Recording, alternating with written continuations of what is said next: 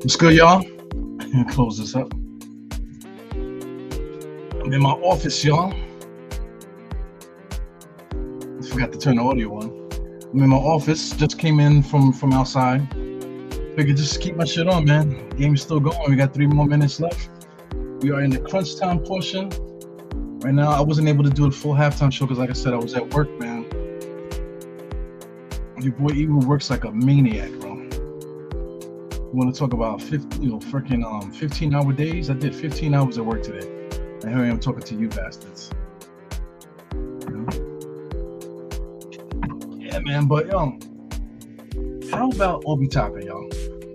We got to talk about Obi Toppin. Listen, Mike Breen made the point a little earlier when I was coming home. I was watching the game. He made the point that this is meaningless games. So they did, like, a lot of teams don't have their A team out there. They might as well be a G League team. They might as well be like a preseason team at this point, or maybe even summer league team. The way some of these teams are playing. But Obi Toppin is doing what Obi Toppin should do in front of the big lights, in front of all the pro players in the right uniform. You know what I'm saying? So you can't take nothing away from this kid, man. I'm always getting on him about the rebounds, and then he got 9 rebounds, and he just hits a 3-point shot right on cue. So I mean, this is fun. It's fun to see the kid smile, man. I feel like a star is born, right? That's what they say. On the other side of things, Quickly got 34 points. 34 points, 12 assists, 8 rebounds. Wow, man. What are we talking about right here? So let me be the first to say it, because I know people are going to bite me. People like to watch my podcast and copy shit that I say. But, Obi Toppin and Quickly, man, they look like freaking Sean Kemp and Gary Payton out this motherfucker. Now, Leon Rose, State's going to be here in a little while. So whenever State gets its shit together, State is going to be here. And turn the music on. That music is kind of cool, man. That's like the generic music on this StreamYard shit. Shit is kind of dope. Kind of fits me a little bit. But listen, man, Leon Rose talking about Julius Randle and everything. He just acknowledged everything that he did this year. But I just don't like the fact that he's like acting, or talking as if he's a part of the plans. That can't be. With the way that things happen now, the way that it looks, Obi Toppin got 37. Quickly has 34, 12, and 8. That is incredible to me. So anyway, we got 1 minute and 55 seconds left. So while we waiting, I'm gonna just put the damn game on the screen. Hopefully, you guys can see it good. Let me know if you guys can see the game good. But I'm just gonna straight up put the game on the screen. To hell with it. I'm gonna put my beautiful face here on the bottom, and let's watch the game together, guys. Let me get rid of this banner real quick. Let's watch the game together. Hopefully, you guys can see it. I'll watch it on the screen too, just so we can have some content here. But as you can see, it's 100 to 89. This kid Malachi Flynn is pretty good. Let's see what they're doing on the other side. Malachi Flynn, he has 10 points, 4 assists, 4 rebounds. He's good. He goes Obi Toppin right down the lane. He just tomahawking. He's going off. My man about to get what? He got 40. He got 39 points. Let's get this kid 40, man. Let's get him 40 before the night is over. Look at the whole team standing up. Running. He unleashed again. He's up again. Wow. They had to send 2 defenders out there to go get him. That was a bad shot by Quickly. Quickly's going to do that. But Obi Toppin, listen, man. State asked me yesterday, for the podcast. He asked me, he said, yo, do you want to apologize for your takes that you had on Obi Toppin? Listen, Obi Toppin was not playing like this before. You know what I'm saying? So whatever bad things I was saying about Obi Toppin, it was absolutely valid. But this motherfucker just threw up another 3-point shot. But I tell you one thing, Sean Marion is right on the money. People talking about Amari Stoudemire, they're talking about him playing center. Obi Toppin is not a center, man. Obi Toppin is Sean Marion. He's prototypical NBA small ball 4. Not even small ball. He's just prototypical 4 at this point, man. Prototypical 2022 NBA power forward.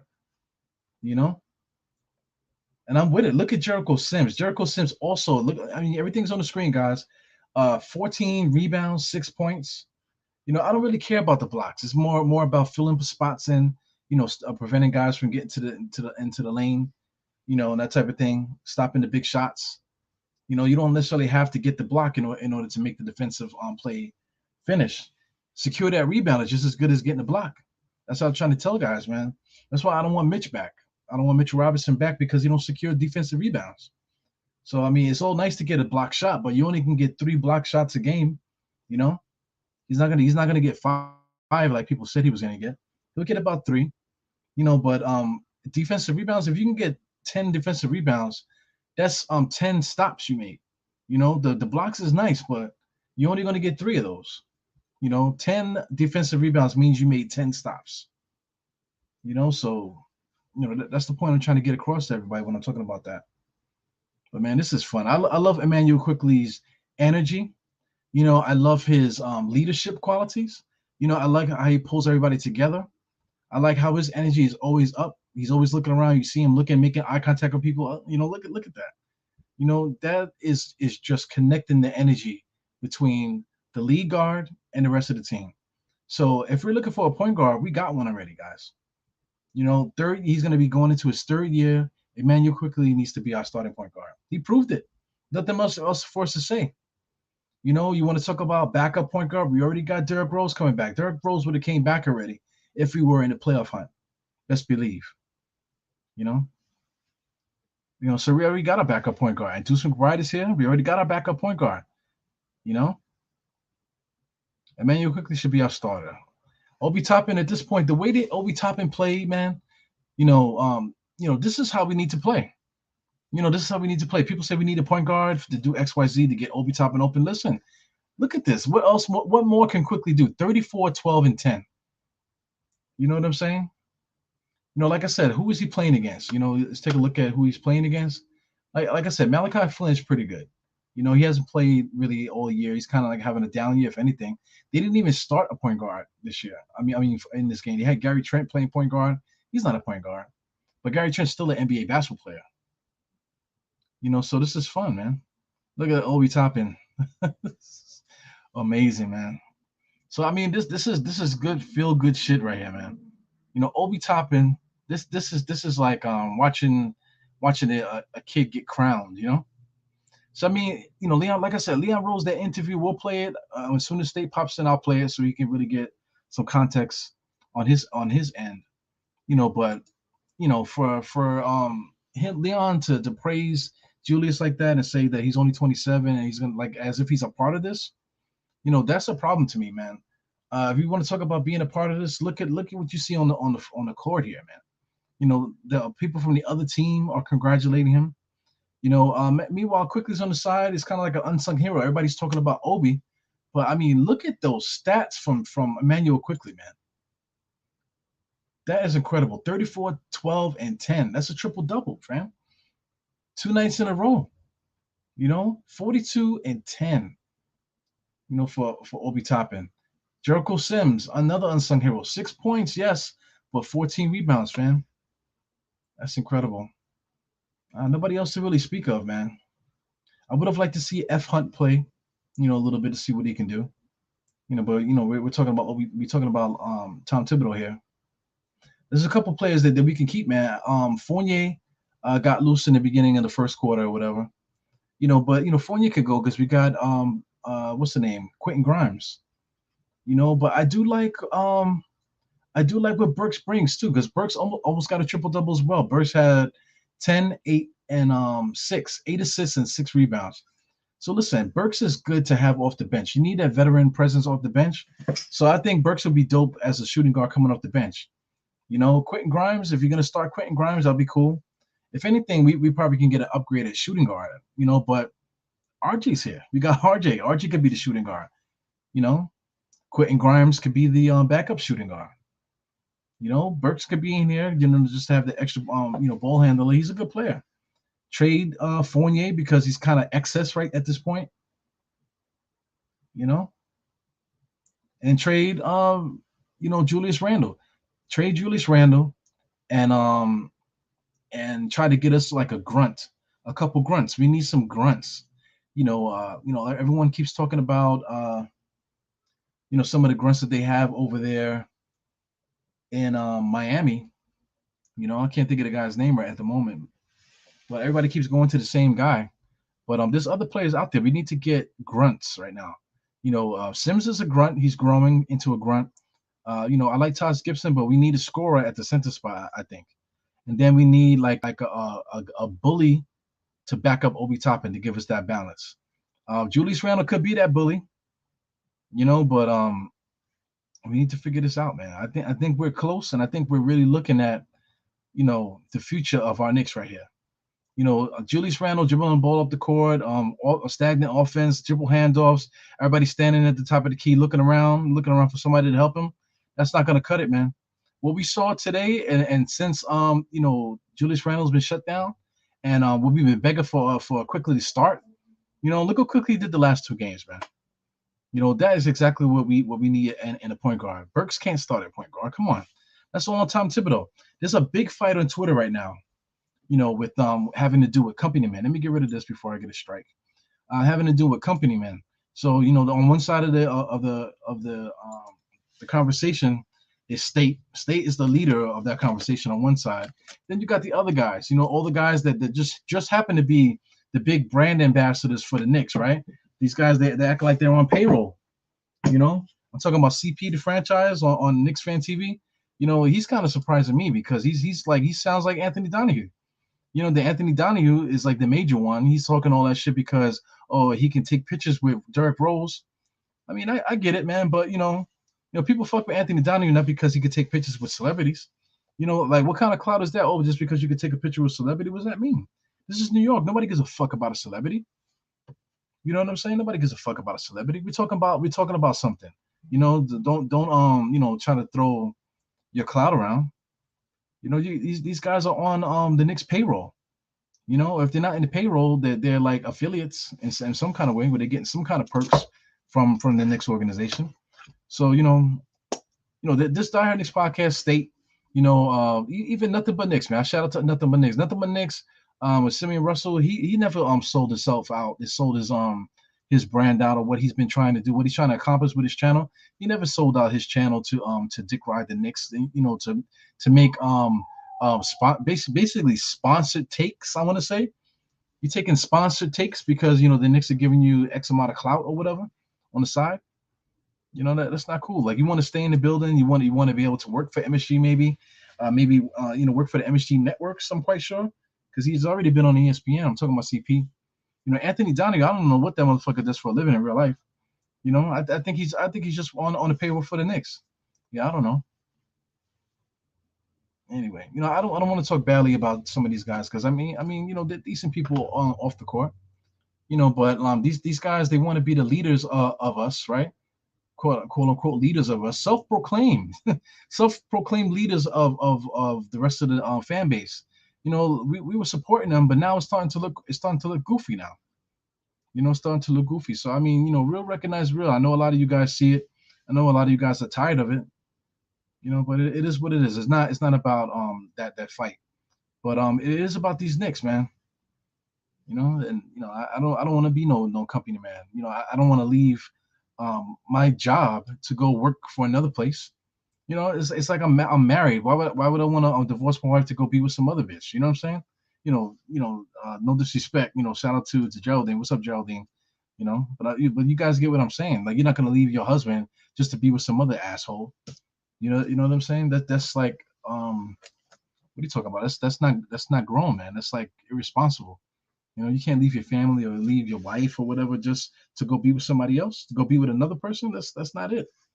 If you're gonna leave somebody, leave somebody because it's just not working or whatever. Be grown and do that, but don't leave somebody and just slide right up in somebody else's crib. It's kind of similar situation to what's going on with the Knicks. I like to try to parallel real life to what's going on with the Knicks and stuff. Let me just say what's up to everybody. We got Dwight Blake here. Once again, shout out to Geraldine. Dwight Blake, got Myth here. Hey man, dedication. Listen, I love the Knicks, man. I love the Knicks. I love the Knicks, and like, listen, if I had more time, I wouldn't handle the show the way that certain other people handle. I still would handle it the same way. I would just have a little bit more time to do a little bit more things that I would like to do. Like I have a whole book here of ideas and podcasts that I should have done that I couldn't do because I just didn't have the time to do it. Or just passed out, or maybe I had a guest lined up and they flaked on me, or maybe overslept on me or whatever. Me and State do that to each other all the time. Me and State were supposed to do a podcast yesterday, and I passed out on him. You know, and I think him and Andy was supposed to do a podcast together, and they passed out on each other. So it happens, man. But I mean, we're not getting paid for this. We're doing this shit out the love. And none of us are trying to get paid. Like, how many times how hard is it for me to do this? You know, look at the bottom of the screen. All I got to do is click that, and I never click it. Like, you can count on maybe on two hands out of the whole 82 games, or just hundreds of podcasts that I've done that this is at the bottom of the screen. I always forget. And also too, I have another thing. I keep forgetting to do that. I keep forgetting to put this one up. Well, I deleted it actually. It's not even there. I deleted it. Where I actually had the oh, here it goes. I actually had the my what do you call it? That's the Cash App symbol there. I keep forgetting to put it up there. So I'm not thinking about getting paid. I just love the Knicks so much. I love the Knicks so much. This is my passion. This is a hobby. This is a great hobby. It's a lifestyle. Look at this. I bought this hoodie here. This is like a a windbreaker kind of hoodie thing. But the reason why I got it because it had orange on the inside. You know what I'm saying? This is a crazy obsession that we have for these Knicks. I know a lot of you guys are the same way. Obi could play. Obi is really good, man. Shout out to State. Like I said, State, I invited him to come on at 9. Here it is, 9:20. State's probably trying to get himself together. We might see him about 9:30 or so. Like I said, I really want to talk about Leon Rose and his comments and stuff. But we'll wait until then. But listen, what I want to talk about before State gets in here is just the state of this roster. Let me see if I can do that while I'm talking. The state of this roster. When I say that, it's like how do we want to play? How do we want to play as a team here? So I talk about tradition here a lot on this podcast. What is our tradition? Like the Knicks are one of the better franchises in the league for a reason. Not because we say it, the world's most famous arena. We're talking about stuff that happened in the 70s. But listen, whatever we did in the 70s, whatever we did in the 80s and 90s, that still holds weight to this day. You can't just delete history because it happened a long time ago. Because I mean, you could talk about various different things. Like, I can get crazy and talk about, something as crazy as like slavery. You know what I'm saying? That should happen. It happened. You can't pretend like it didn't happen. You can't just put it to the wayside like it didn't happen. Oh, that happened mad longer. Why are you still talking about it? Motherfucker, it happened. You know what I'm saying? The civil rights movement and shit like that. In the 60s and stuff, where crazy stuff was happening, it was just starting to get filmed then. And up until this day, shit is still happening. You know what I'm saying? So, you can't just say like, oh, that, happened mad long ago. That's like, you can't just disregard history just because it happened a while ago. So I mean, also too, you're definitely going to repeat the same sins of the past if you can continue, to have that mentality. So anyway, I'm just looking at this roster here, man. Listen, who do we have here? We got Julius, we got RJ, Fournier, Alec Burks. Let's see the minutes distribution. Minutes per game. Like I said, Julius led us with 35. RJ had 34. Evan had 29. Burks had 28. Robertson had 25. Walker had 25. Derrick Rose in the 26 games that he played with us this year, he had 24 minutes a game. Quickly after he just had a game, he had like a Walt Clyde Frazier 34, 12, 10 type of game tonight. Like I said, even though the competition is low, 34 points, 12 assists, and 10 rebounds is 12, 10, and 34, man. Come on, man. So I mean, he only averaged 22 minutes this year. Nerlens Noel, when he played, he also played 25 games. He averaged 22 minutes a game. Taj Gibson played 18 minutes a game. Now here goes these other young guys. Quentin Grimes has 17. Obi Toppin played 71 games, 16.8 minutes a game. That is a shame. Jericho Sims 12 minutes a game. When Cam Reddish was here, only 14 minutes a game. Even like a guy like Damian Dotson, he only played 2 games for us, and he played 10 minutes a game, more than McBride only played 9.3 minutes a game. Some of these other guys, go Ryan Archie Kinodo, whatever his name is. He only averaged like 6 minutes a game, 5.9. So I mean, what are we doing here? There's a lot of things that need to change here, but the person that has the power to change it is Tom Thibodeau. Also, Leon Rose. Leon Rose was talking up Julius Randle.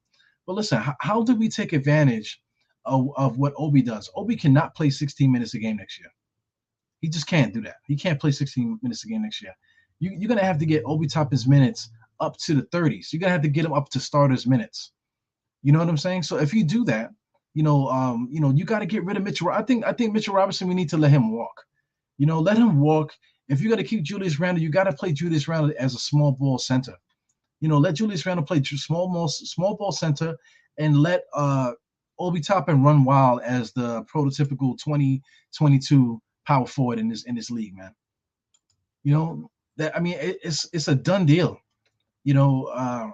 Quickly needs to be the point guard. Take the ball out of Julius Randle's hands. Give the ball to Emmanuel Quickly. Let him run the team. It's his team. It's his team. He's our guy. Why trade to get Jalen Brunson? Why? If you already got Emmanuel Quickly here, Quickly is ready to go. Quickly, it proved it. What does he need to do? After 34, 12, and 10 in the last game of the season, back to back, basically. What does he need to do to prove to Tom Thibodeau and to prove to anybody that now he's the point guard of this team? At the beginning of the year, I was saying that Quickly is not a point guard in the beginning of the year. But then as the season goes on, you realize that the problem is it's not the player. It's the fucking coach. Because now, listen, we're playing a total different offense. But what I think is that Tom Thibodeau is just letting these guys go. Because Tom Thibodeau has no other choice. He cannot play the same plays that he was running before with Julius Randle. He has no choice. So, it sucks, man. But listen, if you're going to keep Julius Randle, I don't mind starting him. But you got to start him, with Obi Toppin at this point. And if you don't do that, Obi Toppin needs to be the first guy coming off the bench. He needs to be the sixth man, first guy coming off the bench. And then once he comes in, don't take him back out. Only take him out if he needs to take a piss, or if he needs a drink, if he needs a swig of water or something like that, or if he needs to stretch out something, let him do that. But as soon as he comes in the game, you don't take Obi Toppin out. He's your starting power forward, and Julius Randle, let him be the small ball 5, and let's run it like that. I don't mind Julius Randle running the ball up the court as a center, taking advantage of that matchup. But him being a point forward, that's out of the question next year.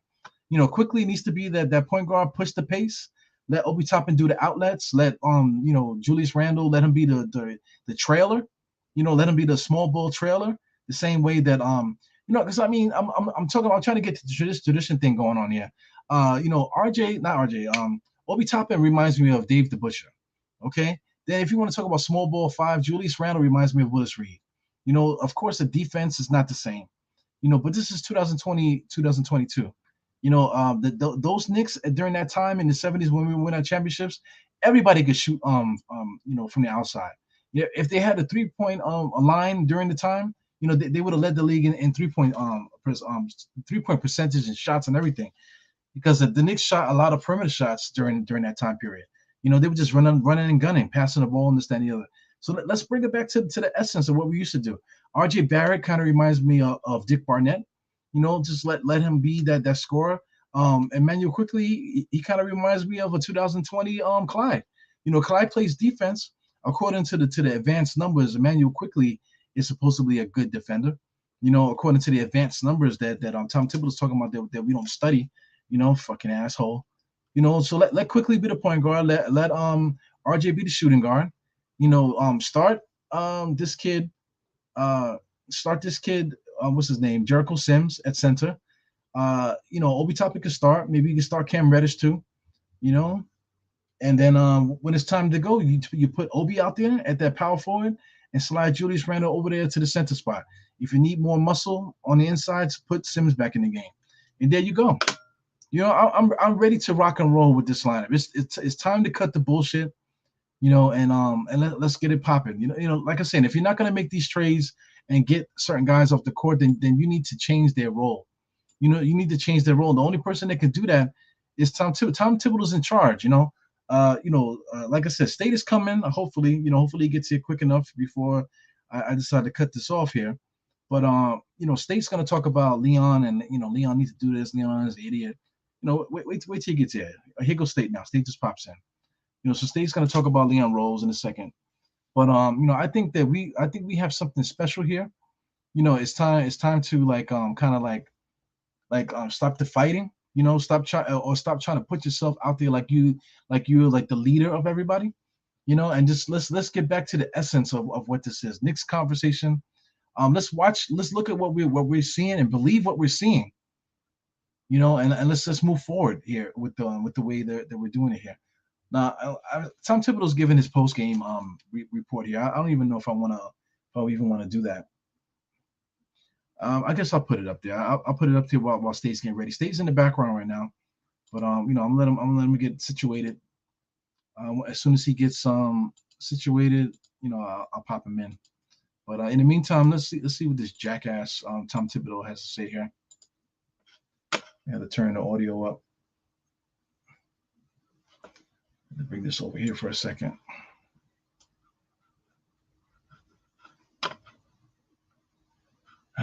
Bear with me, guys. Trying to get this thing going on over here. Turn it up a little bit. I think our young guys all stepped in this year, played well at different times, but we know we got to make a big step this summer. So we're going to need everyone to be in there, making a commitment.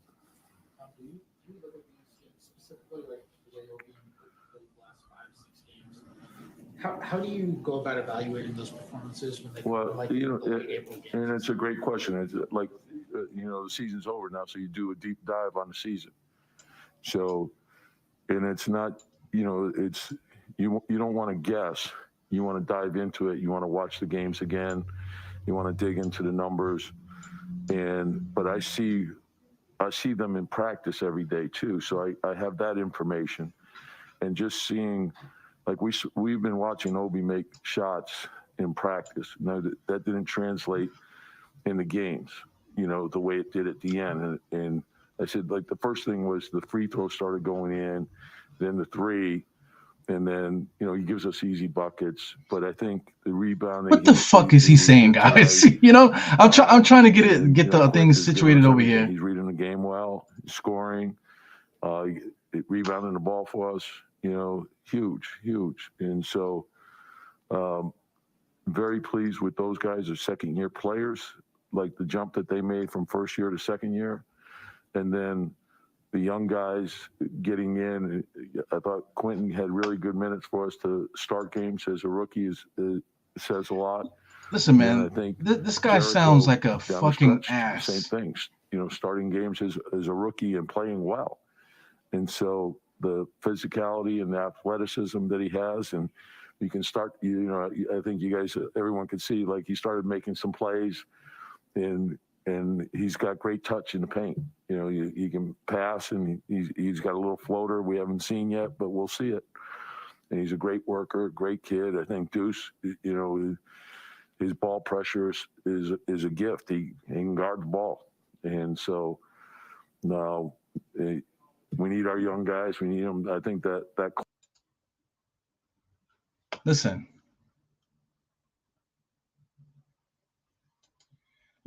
I'm trying to get it. I'm trying to get it together on my end, so you guys can hear it. I can't hear it anymore. I can't listen to that shit. What the fuck is he saying? He's like, Deuce is good, yeah, but you're like, listen, man, this guy is a clown. He's a clown. I hate to call him that. I hate to call him a clown, but Tom Thibodeau is a freaking clown. Everything that I said just now, before I put this on here, the future's right in your face. Like he needs to, State likes to say apologize. Like, guys need to apologize. Listen, Tom Thibodeau needs to freaking apologize for his comments, to our players. I mean, to us, and to our players. He needs to apologize. That we don't watch the games. We don't watch it 4 or 5 times. Even he said it just now. Yeah, we're gonna get back and we're gonna start watching the games over. Like, yo, dude, Man, get your ass up out of here. You need to watch games again so you can find out what's going on. At game 82, even at the end of the season, you still don't know what's going on. Listen, man, it's a wrap for him, man. Like anybody that vouches for Tom Thibodeau after a game like this and listening to what he's saying, like I don't know how you could do that. I don't know how you could continuously vouch for him. I didn't finish saying what's up to you guys here, man. Yo, Evergreen, I did see your text, man, so I sent you the link too. So we're gonna have Evergreen here too. Like I said, State is in the background. He's trying to get himself together. So as soon as State pops in on the bottom, I'll let him in. But yeah, man, it's just crazy. Don't cut it off. Get me in the chat. I got you, man. You're there. You're here. So I mean, you guys are popping in here. So I can't really get it. You guys are really talking. But listen, man, I really feel that we are onto something now, and we're at a point now where somebody needs to open up their eyes and see what's and just look and see what's happening. So Evergreen is here. I'm gonna give Evergreen a chance to get himself together too. But I mean, listen, man, we have to open our eyes and see what we just believe what we see. Believe what we see in these Knicks and build accordingly. I see, all I see is two big eyes, man. What's up, man? All I see is two big old bug eyes in the screen, man. You can't wait to give your takes. What's good, man? Haven't seen you in a while. How you been? Bro? How are you? I'm good, man. How you been, man? Long time no hear from, man. Everything's well? Yeah, everything's good, man. Just came in from work and shit. What a crazy game, man. What do you think about what's happening with Tom Thibodeau and with the Knicks and stuff? Tom Thibodeau is still talking, by the way. What the fuck what he got to say? I hate that guy. I told you after the benching of Kemba Walker that he needed to go. And it's a damn shame that it took the rest of the world until after the All-Star break to realize what I was saying. Hey, do you remember the stream that we did prior to the season started? And the question was asked, who was the most important Knick this NBA season? Yeah, I remember. Yeah, I remember that. And do you remember who I said? Did you say Obi Toppin? I did say Obi Toppin. Yep. I did say Obi Toppin. So are you here to crown yourself as the Nostradamus, the Nostradamus of the Knicks fan base? No, I'm not going to do that, man. I'm not going to do that. The world already knows who that is. That's you, buddy. That's you. The world already knows me? That's not me. That's you. Between you, State, man. Your State has made some big time predictions for this year too, and you've done it too, man. So I mean, shout out to you guys. You guys are definitely doing it. We got three options, and I don't want people to look at these three options like, oh, he's just trying to cover all bases, right? But I see three options that need to happen in order to further success for this team. Number one, Tom Thibodeau goes, Julius Randle stays. Number two, Julius Randle goes, Tom Thibodeau stays. And number three, somebody like Tom Thibodeau needs to, which is number three, Tom Thibodeau needs to move down and step down as head coach and stay on the team as a quasi defensive coordinator, if that exists in NBA as a consultant or something like that, like a coaching consultant.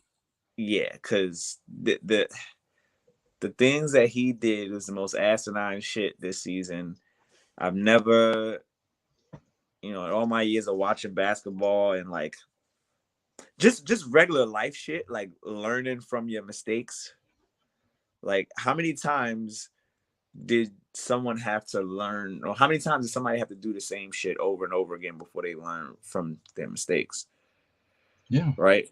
Like, we need to find a way to get Tom Thibodeau out of the way. And I don't necessarily mean specifically just out the way of coaching, but he's in his own way. So if we do keep him, part of keeping Tom Thibodeau means that we have to move on from the elderly on the team.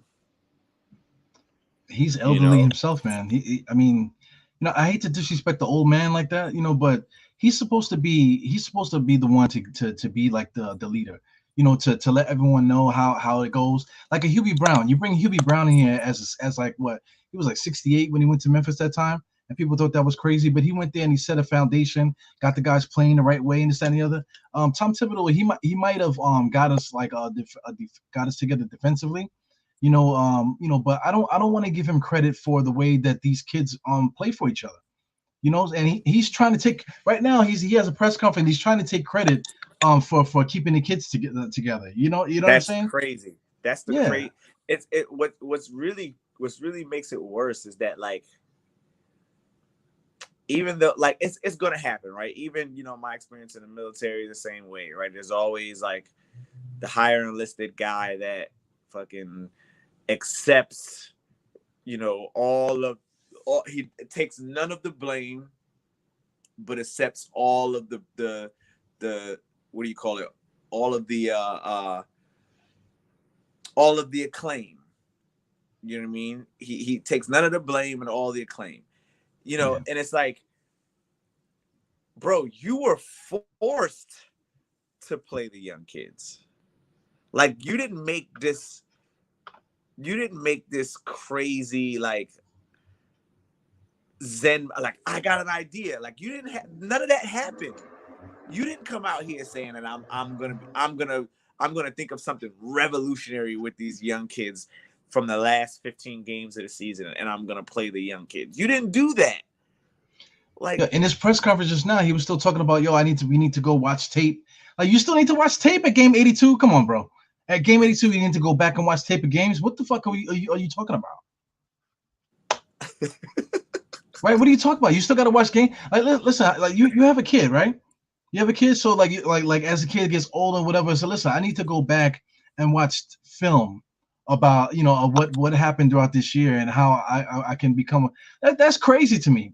If you don't know your kid at this point of your life, then you're not a good father. That's like such a stupid analogy, but then again, it's not. nah, it's legit. It's legit. I mean, and I get it too, because when I coached this year, like, my team, we made it to the semifinals. We lost by 1 in the semifinals, but I was forced to make changes and adjustments very early on in the season because I saw what was working and what wasn't working. I saw who I needed to start. I saw who I needed to put in certain positions in order to put the team, as Tom Thibodeau says, give us the best opportunity to win.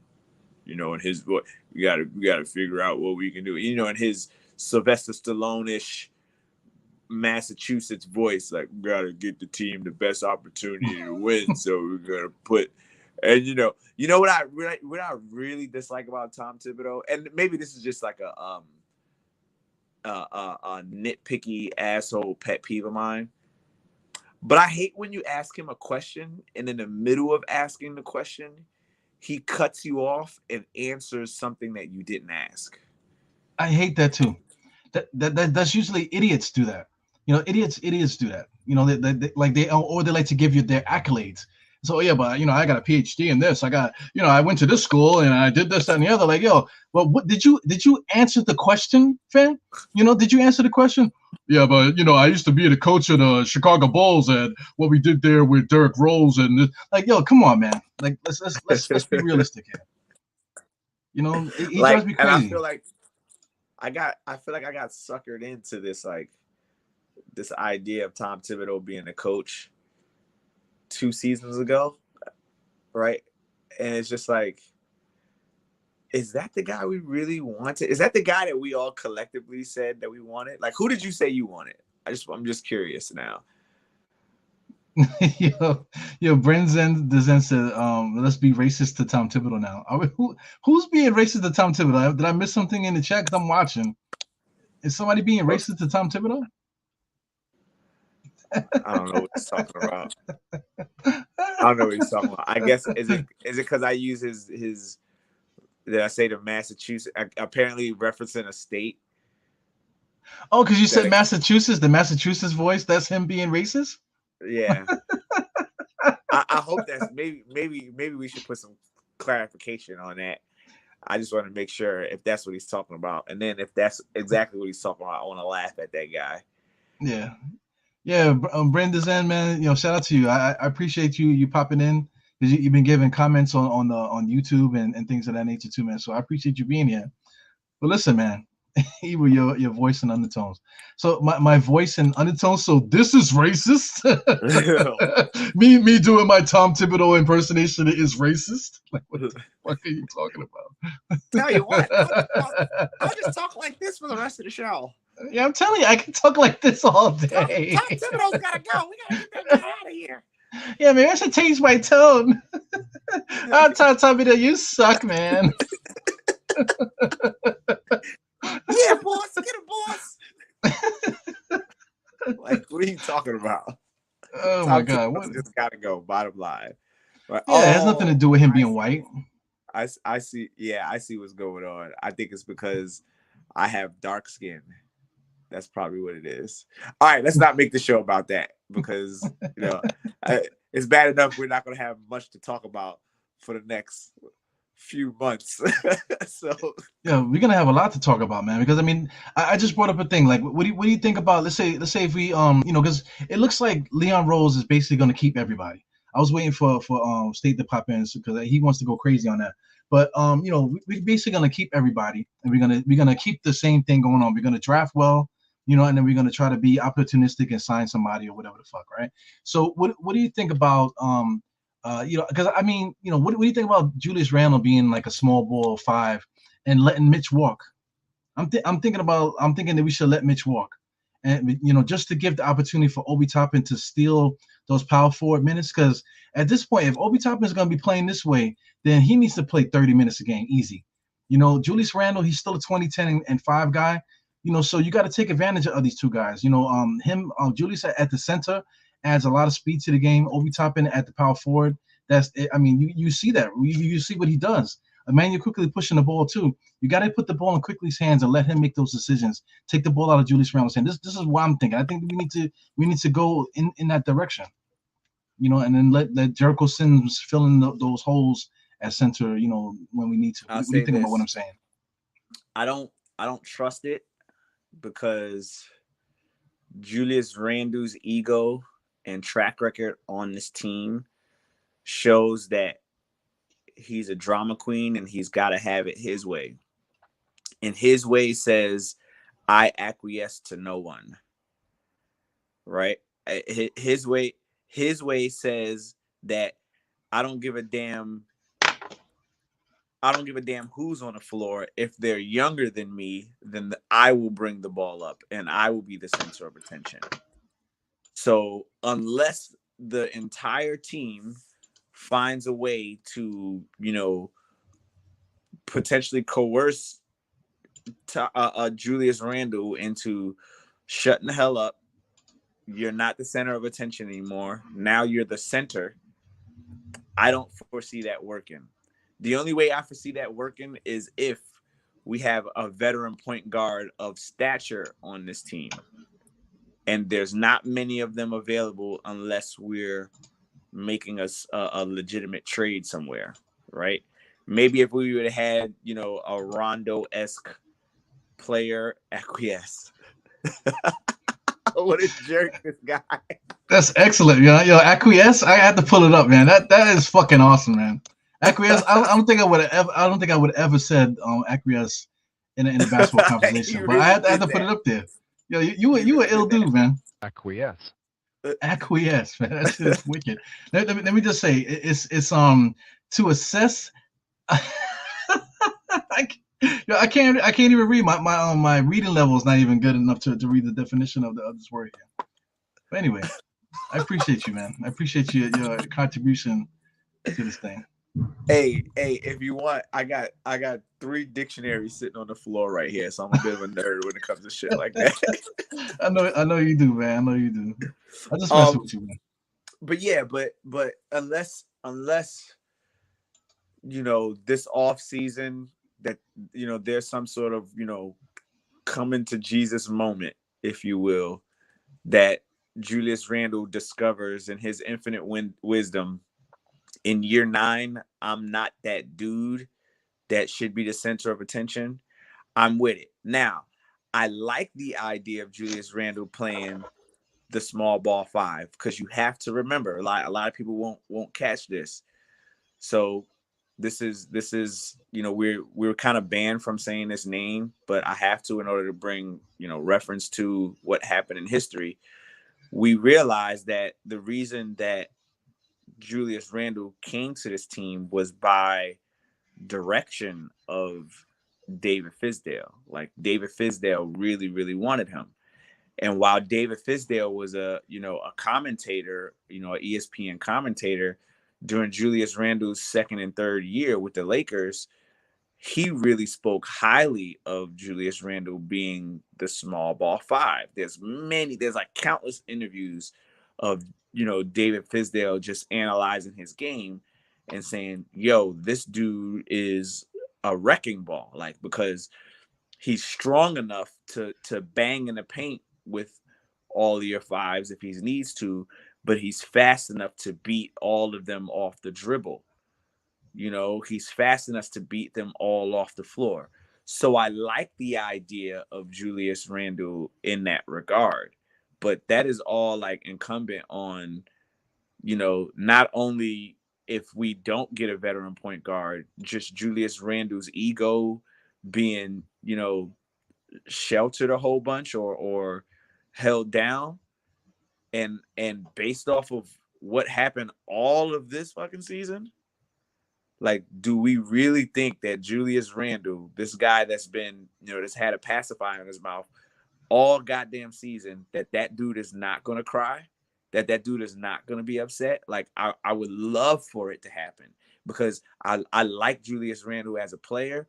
And aside from his faults of being, angry and upset all the time, I like it because he's passionate, right? And that's what we really, we thrive for as Knicks fans is like, do we have a player on a team that's passionate enough that really gives a shit? Because we haven't had that in years. So now we got the guy, and it's like the guy that we got is like too passionate. You know what I mean? So it's like, Yeah, what it do we needs to be do? channeled properly. I think it's the pressure of Tom Thibodeau put him in that position as the star player. See, that's how Thibodeau coaches. He has star players and he's putting them in positions and just telling them to be a star player. But you can't coach everybody like that. Like he's not Kobe Bryant. He's not Derrick Rose in his prime. He's not that guy. He's a good player. He's 2010. I think Julius Randle will be 20-10-5 no matter what. No matter what role we put in him, it's going to be hard for him not to get 20-10-5. He's going to get it by accident. Because even that first Right. year that he played under Fizdale, didn't he get like 20-10-5? Yeah, he did do 20-10-5. It was hella inefficient because it Yeah. was him fighting with the ball between him and Mook Morris was fighting for the ball all the time. So he was getting a lot of, inefficient points. Those were the only 2 scorers. And then you had RJ Barrett that was scoring like 12, 13 points a game, but his was all, points, what do you call it? Like bullshit cleanup points, so he really wasn't doing much with the starter minutes that he was getting.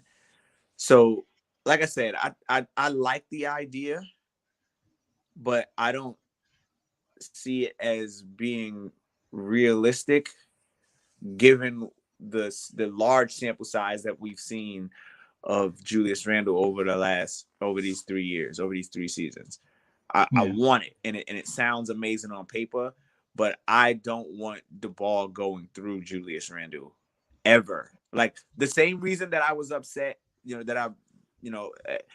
don't like to bring up Carmelo Anthony and go blast for the past, but it was like if Carmelo Anthony just simply had a guy that would give him the ball in his spots, not Carmelo Anthony goes to his spot with the ball and, does what he does.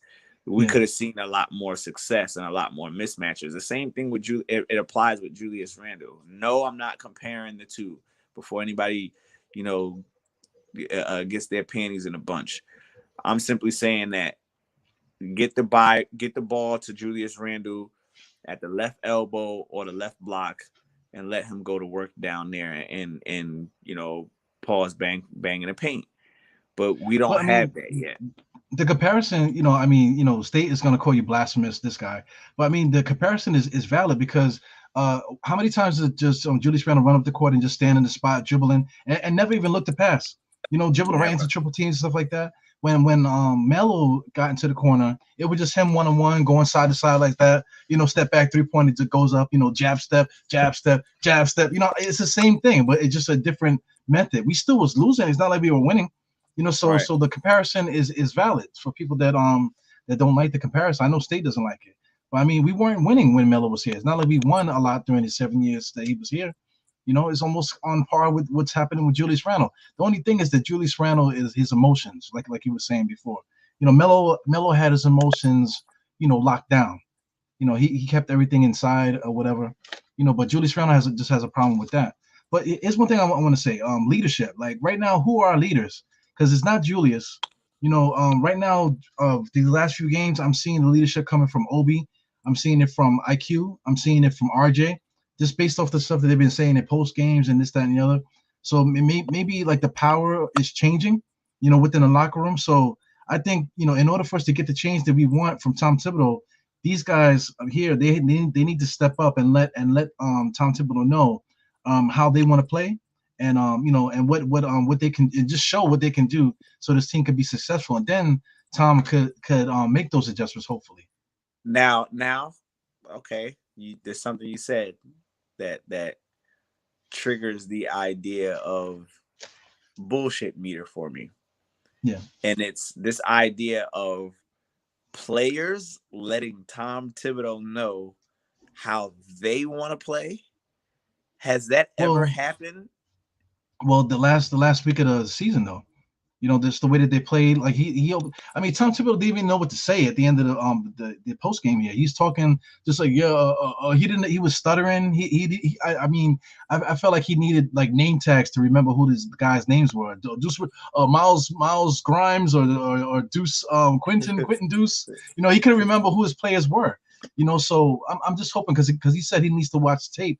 So hopefully he sits down and watches the tape all summer, because he ain't got no women. He's not married. He ain't got no kids. You know what I'm saying? He don't date or nothing and stuff like that. So hopefully he watches these last few games and watches it and watches it and watches it and has an epiphany and realizes how this team could be successful going forward with these current players on the roster.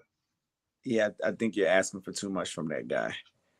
I just rather see him. I just rather see him not here.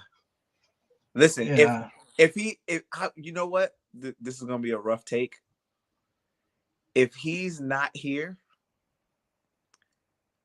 what do you think about running it back? Meaning, Mitchell Robinson also gets signed again.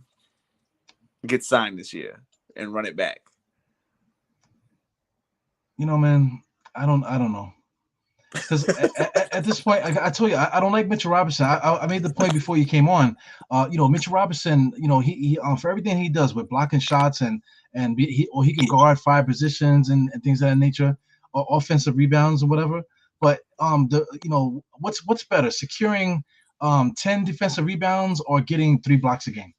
To me, it's basically the same. Or if anything, the defensive rebounds is better, because if you're at least playing decent defense where you're keeping the guys out the paint and you're doing your job that way, if they put the shot and miss it and you grab that defensive rebound, that's a stop. A block shot does not equate a stop. A block shot is just a block shot. You're athletic, you're able to get to the ball, you made a block shot, but did you secure the stop? Yeah, but he's doing that though, right? He's averaging how many rebounds a game? Yeah, but the last, especially like down the stretch, he's been getting way more offensive rebounds than defensive rebounds, and I think that's a major problem with the tallest guy on the court. He should walk into the gym with 10 defensive rebounds off the rip, especially somebody that's supposed to be like a defensive guy. As soon as the shot goes up or whatever, that defensive rebound should be his. There's no way anybody should be able to get that rebound by him, Mitch Robinson. Yeah, I mean, but you don't think that? All right, so.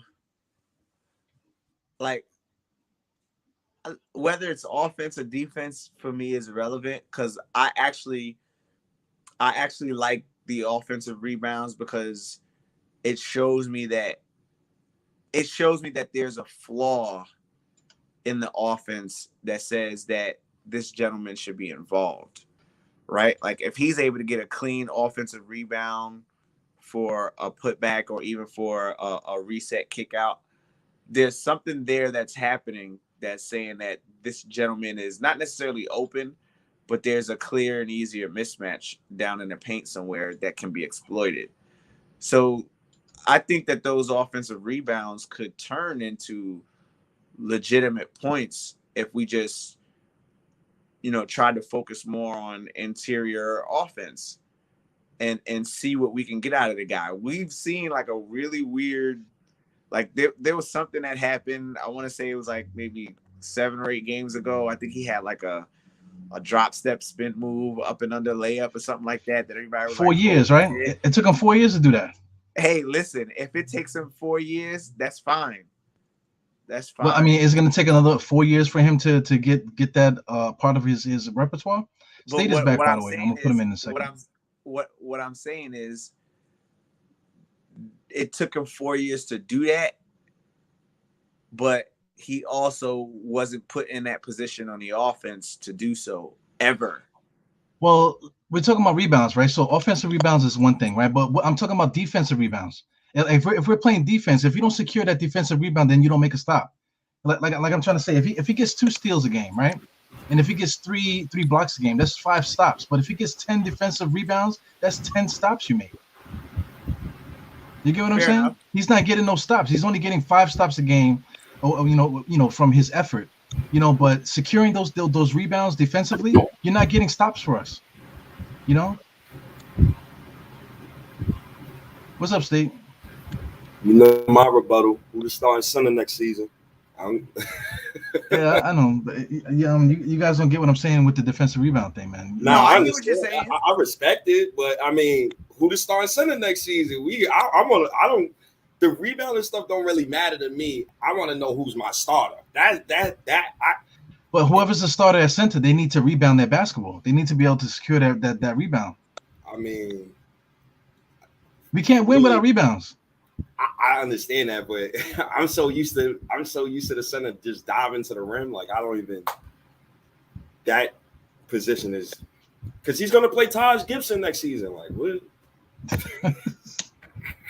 Well, let me get State in this thing. Like, so I'm talking about Julius Randle playing small ball 5 next year, right? Because based on what Leon Rose was saying, it looks like Leon Rose is going to keep everybody, and we're going to run it back. Basically, we might make small changes, maybe draft. We might draft well. We might make a little change, with a signing or something like that. But looks like we're probably going to just run it back. So I mean, I think Obi Toppin already established himself now that he cannot average 16 minutes a game next year. He just can't, I think we all agree on that. So if we do that, then somebody has to go in order to get those minutes up. And I think Mitch, we need to let him walk. Just let Sims be the center, and then now you split the minutes between Julius and Obi Toppin at that power forward and center. I can't even get mad at what you just said because Thibodeau is coming back. And listening to Leon Rose earlier, I'm already annoyed from that garbage. So it's like, oh my god. So I'm just thinking, man, how do we get these guys minutes? Because I mean, trade Randle. That's the obvious. Like, what do we don't need to tiptoe around it. Just trade Randle. If you're gonna keep Tibbs, trade Randle. Why we even? I don't need Leon Rose to say Randle averaged 20, 10, and 5. I don't care. It's in losing seasons. It's meaningless. I don't care about that, bro. Okay, if you want to talk to the media and you want to, this is how you're trying to up his trade value. Cool, you can do that, but don't lie to me. I'm not stupid. His 2010 and 5 is really ass, and I'm tired of hearing 2010 and 5. Like I'm dead serious. I'm about to really block 2010 and 5 from my Twitter. No funny shit. That's how bad I'm tired of hearing about 2010 and 5. Stop telling me about 20. Clock. The game was so irritating today. I cut the game off at the 3rd minute mark at the 2nd quarter, and I restarted watching at the beginning of the 3rd quarter because I had to do a podcast. Because that's disgusting. Stop lying to me. Clyde, you got Clyde. Oh, Julius Randle. he had a terrible season, but many things and pressure. No, bro, they brought that on themselves. That's what happens when you get the almighty 4th seed. You bring down yourself pressure, and then you paid him when you shouldn't even paid him. You should have made him wait for his money. You think if he was waiting for his money, he'd have been hustling all this season? All right, cool, no problem. But I'm really annoyed right now because Mitch might walk. Tibbs is coming back. Leon Rose is interviewed today. It sounds like he's bringing Randall back. And if he's bringing Randall back, how is Obi going to get the minutes? I don't think he's going to go from 16 minutes this year to 19 minutes next year. People going to really praise Tibbs for that. That's what I'm trying to say with the Mitchell Robinson thing. You let Mitchell Robinson walk, that way the minutes open back up. No, because Tibbs won't even play Obi at the small ball 5. I mean, so what am I letting my guy who protects the rim walk for? We don't have cap space, bro. We don't have cap space. So what are you gonna say, Evergreen? So you're a proponent of bringing Mitchell Robinson back.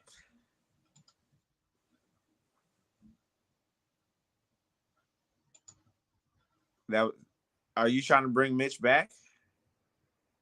You muted yes, yourself, bro. But after what I heard from Leon Rose, bro, that interview, bro, I might have to agree with Diehard on this one because why am I allocating that much money into the center position when Nerlens Noel is still here, hospital bed? He should be in the hallway right now. You saying, whoa, we might have to trade a first-round pick to get off his bad contract. He has a bad contract. He has not played all year. Right, but that's what I'm saying. You sign and trade Mitch because you already have money allocated to the center position already. That's the point I'm trying to make. And it's like you're gonna add another $12 million to that for Mitchell Robinson. So what would you trade Randall? If they traded Randall, I say cool. Resign Mitch. So what are you trying to get back for Randall? What position are you trying to get back for Julius Randle? Julius Randle needs to be traded for a point guard. That's it. And obviously, the trade that's smacking us right in the face, bro, Jalen Brunson for Julius Randle. So, but then that's banking on Dallas losing in the first round. Do I want to bank on that? I don't know. Allocate. Yo, these aren't even big words, Eru. What are you doing, bro? They're big enough for me, man. All right. So I think we would just this is a tough situation we're in. Not that I forgot about Nerlens Noel because I'm a cap. I'm not a capologist, but I really paid that. Like that's the part of the game that really intrigues me too. But Nerlens Noel, his contract is up next year, right? Am I correct? It's basically a team. 2 and 1, it's basically right? 1+1. So all right. So if he had a 1+1, that means he'll be on an expiring. He'll be on an expiring deal because that 1+1, the second year of that deal is a team option. So basically, he's an expiring deal. So that looks good.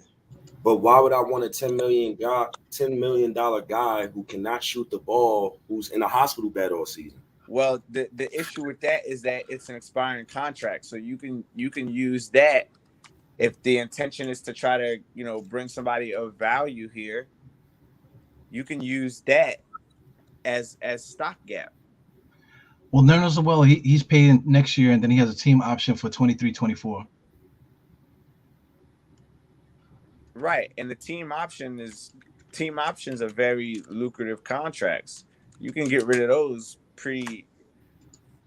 those are contracts that other teams really are looking at.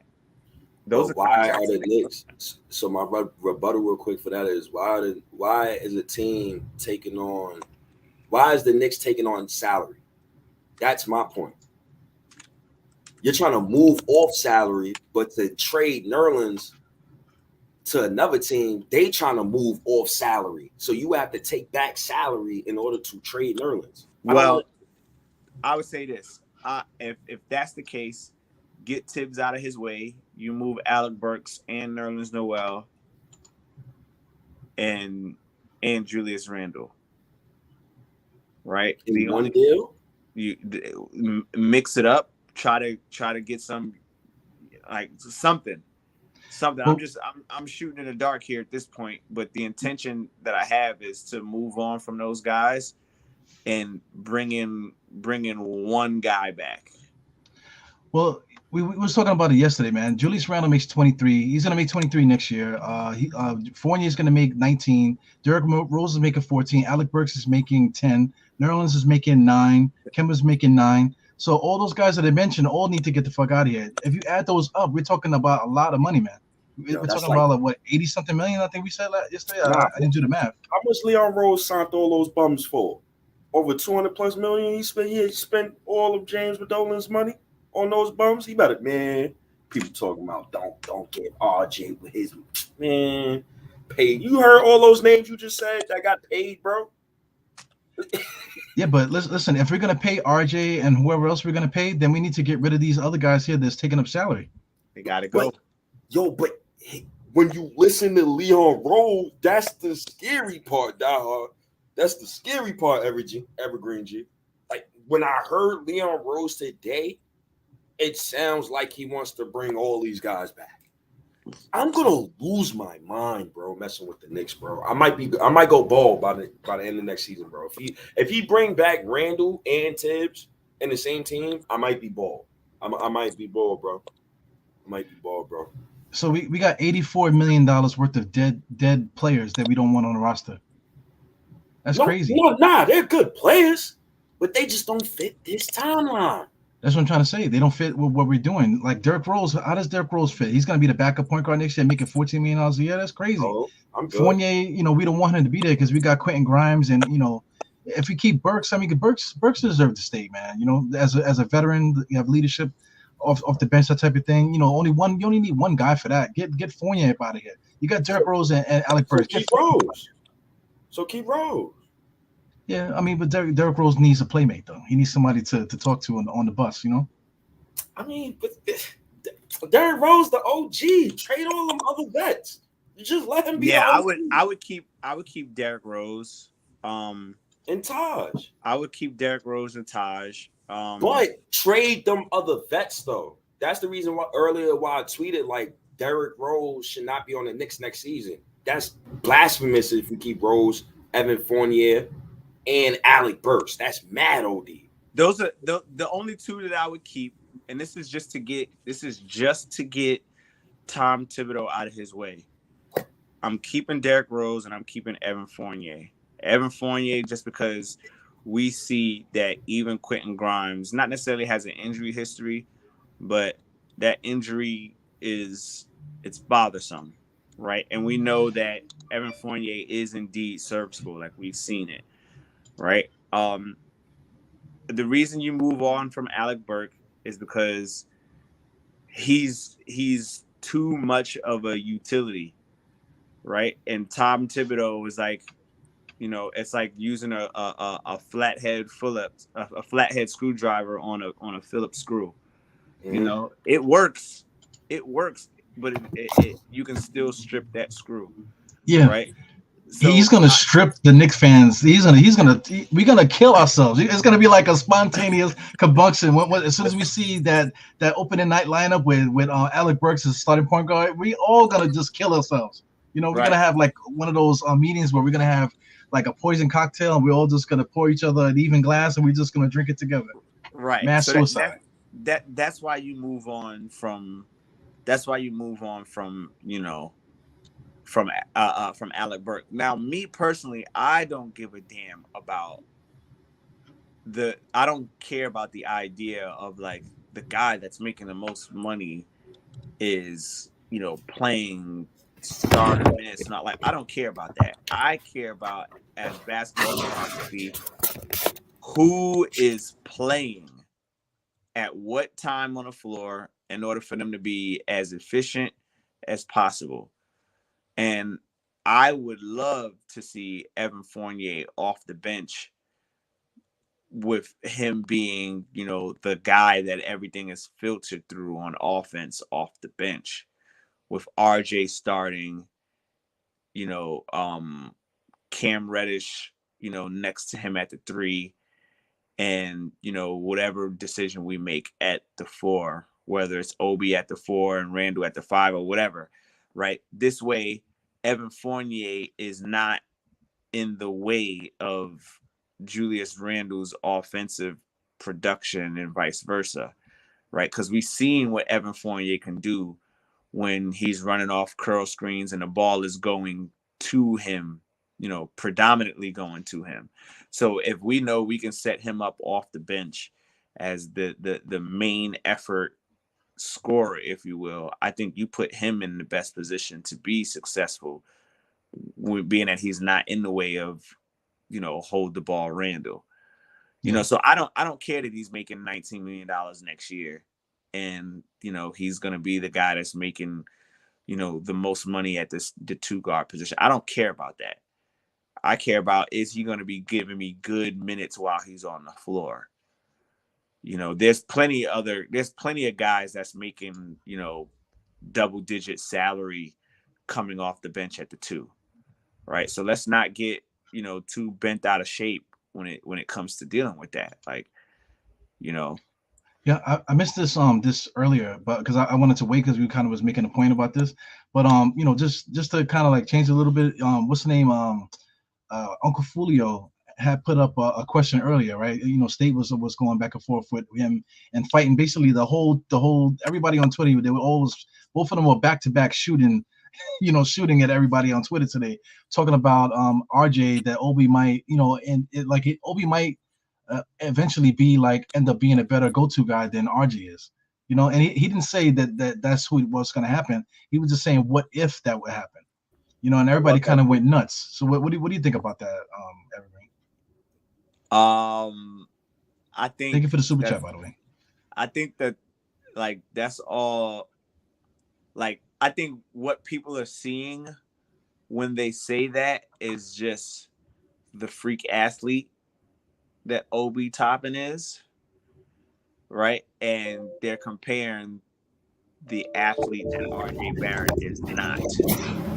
So Obi Toppin brings a lot of, exciting things to the game with his ability to get up the floor really quickly and jump out the gym.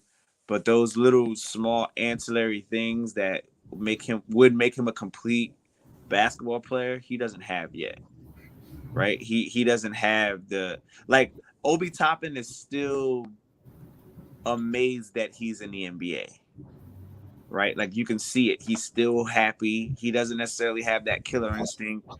He's still smiling, and and I hate that that's the judgment call that we're making, but we're waiting to see some. He had a judgment call you made.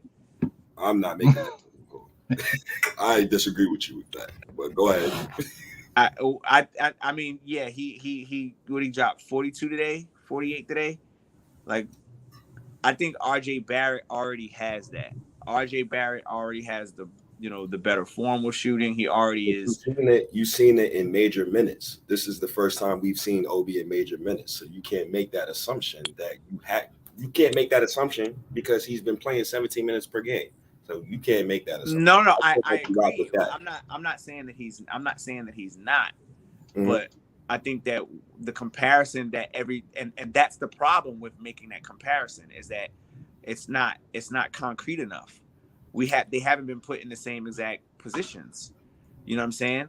You would be lying to the world with not having enough evidence to prove so. Or to even the I thinks. I don't really do the I thinks that well. Wait, hold on. It's not enough. Well, you said it's what if though, not I think. It's not enough evidence of Obi. He's past 17 games. That he's going to be better than RJ Barrett? No, I don't. No, not better than RJ Barrett. I'm talking about just being a productive starter moving forward. Oh yeah, I think he will be a productive starter. Absolutely, absolutely. Not the RJ point. Remember, State, in the beginning of the season, I said, that I thought that Obi Toppin was the most important player on this team, given what he's needed to do coming off the bench with maintaining the points.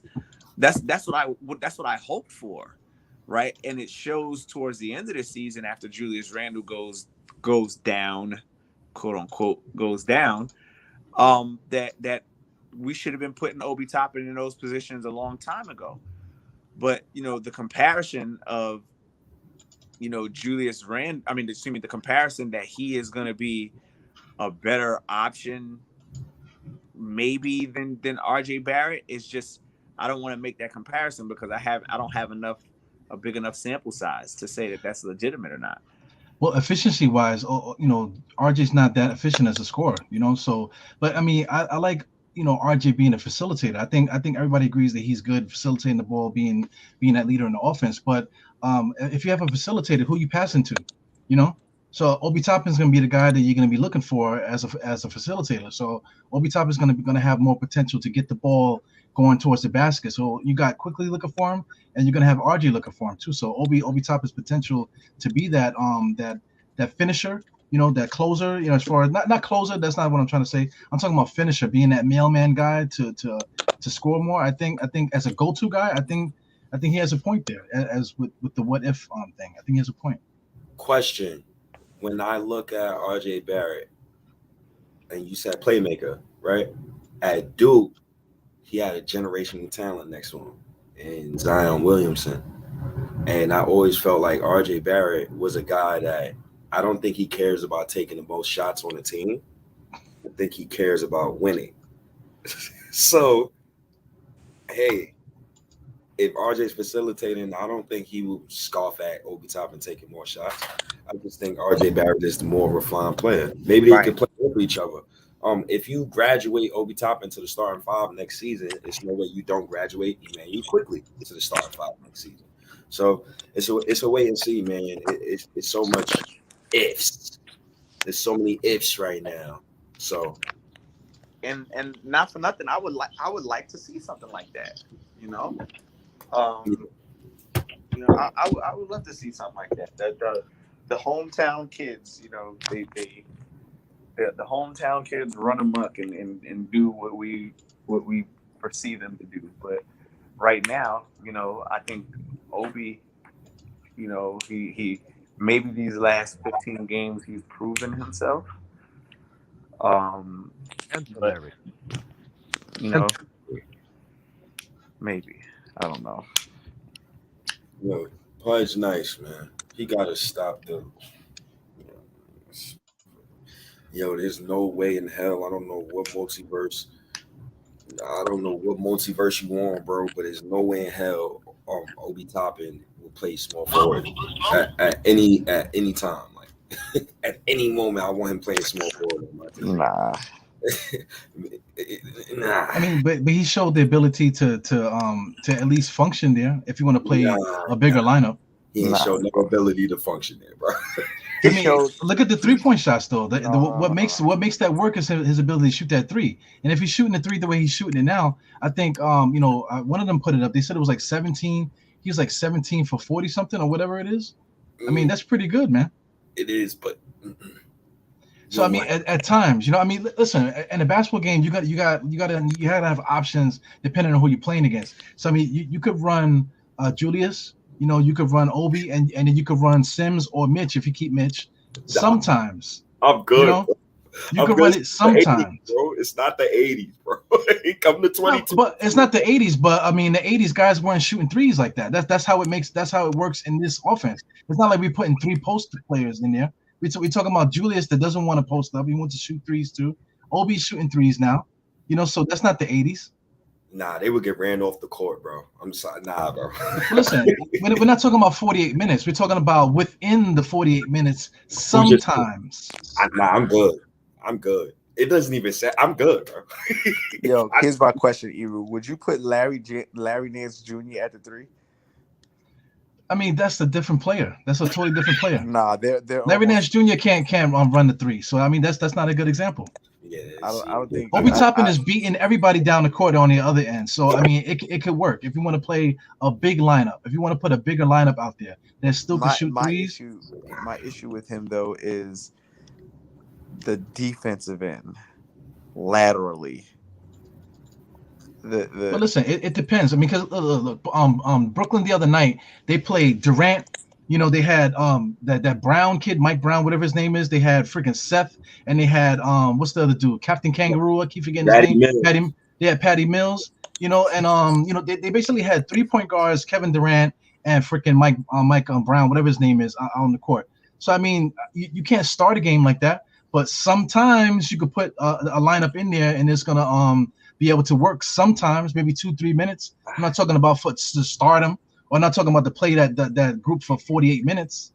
You know, you're talking about for a 2-minute run or something like that. If you need to, you can go to it. If Nick Nurse was my coach, I think he'd try it, but we don't have the center for it. That's like a 3-power. Nah. Because none of them really protect the rim. And I know Obi stats, it shows Obi stats. But I mean, listen, I made the point earlier too. What does protecting the rim got to do with making defensive stop? Like, defensive stops don't end with a block. They end with a rebound. So do you want Obi Toppin guarding the perimeter and switching and handling pick and roll switches with Julius Randle? That's what you're talking about? No, well, if you're talking about from a losing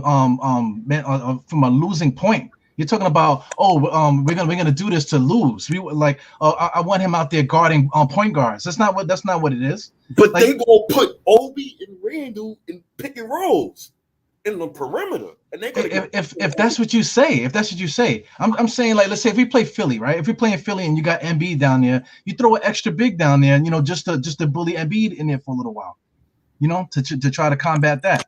Listen, and then you still get the 3-point shooting from the two guys. Why can't we look at it as a standpoint that we got two guys that can shoot threes, and we still be able to dominate and score on the other team? Why can't we look at it that way? Why we got to look at it like, if we play these guys, we're gonna get fucked on our ass for like 48 minutes? That's not the way we're looking at it. Why we got to look at it like, we're gonna get fucked? That's why we got to look at it like that for everything. Here's why, because no one has seen because we've seen what Tom Thibodeau's offense is. Don't you fucking sit here and act like you don't know what Tom Thibodeau's offense looks like.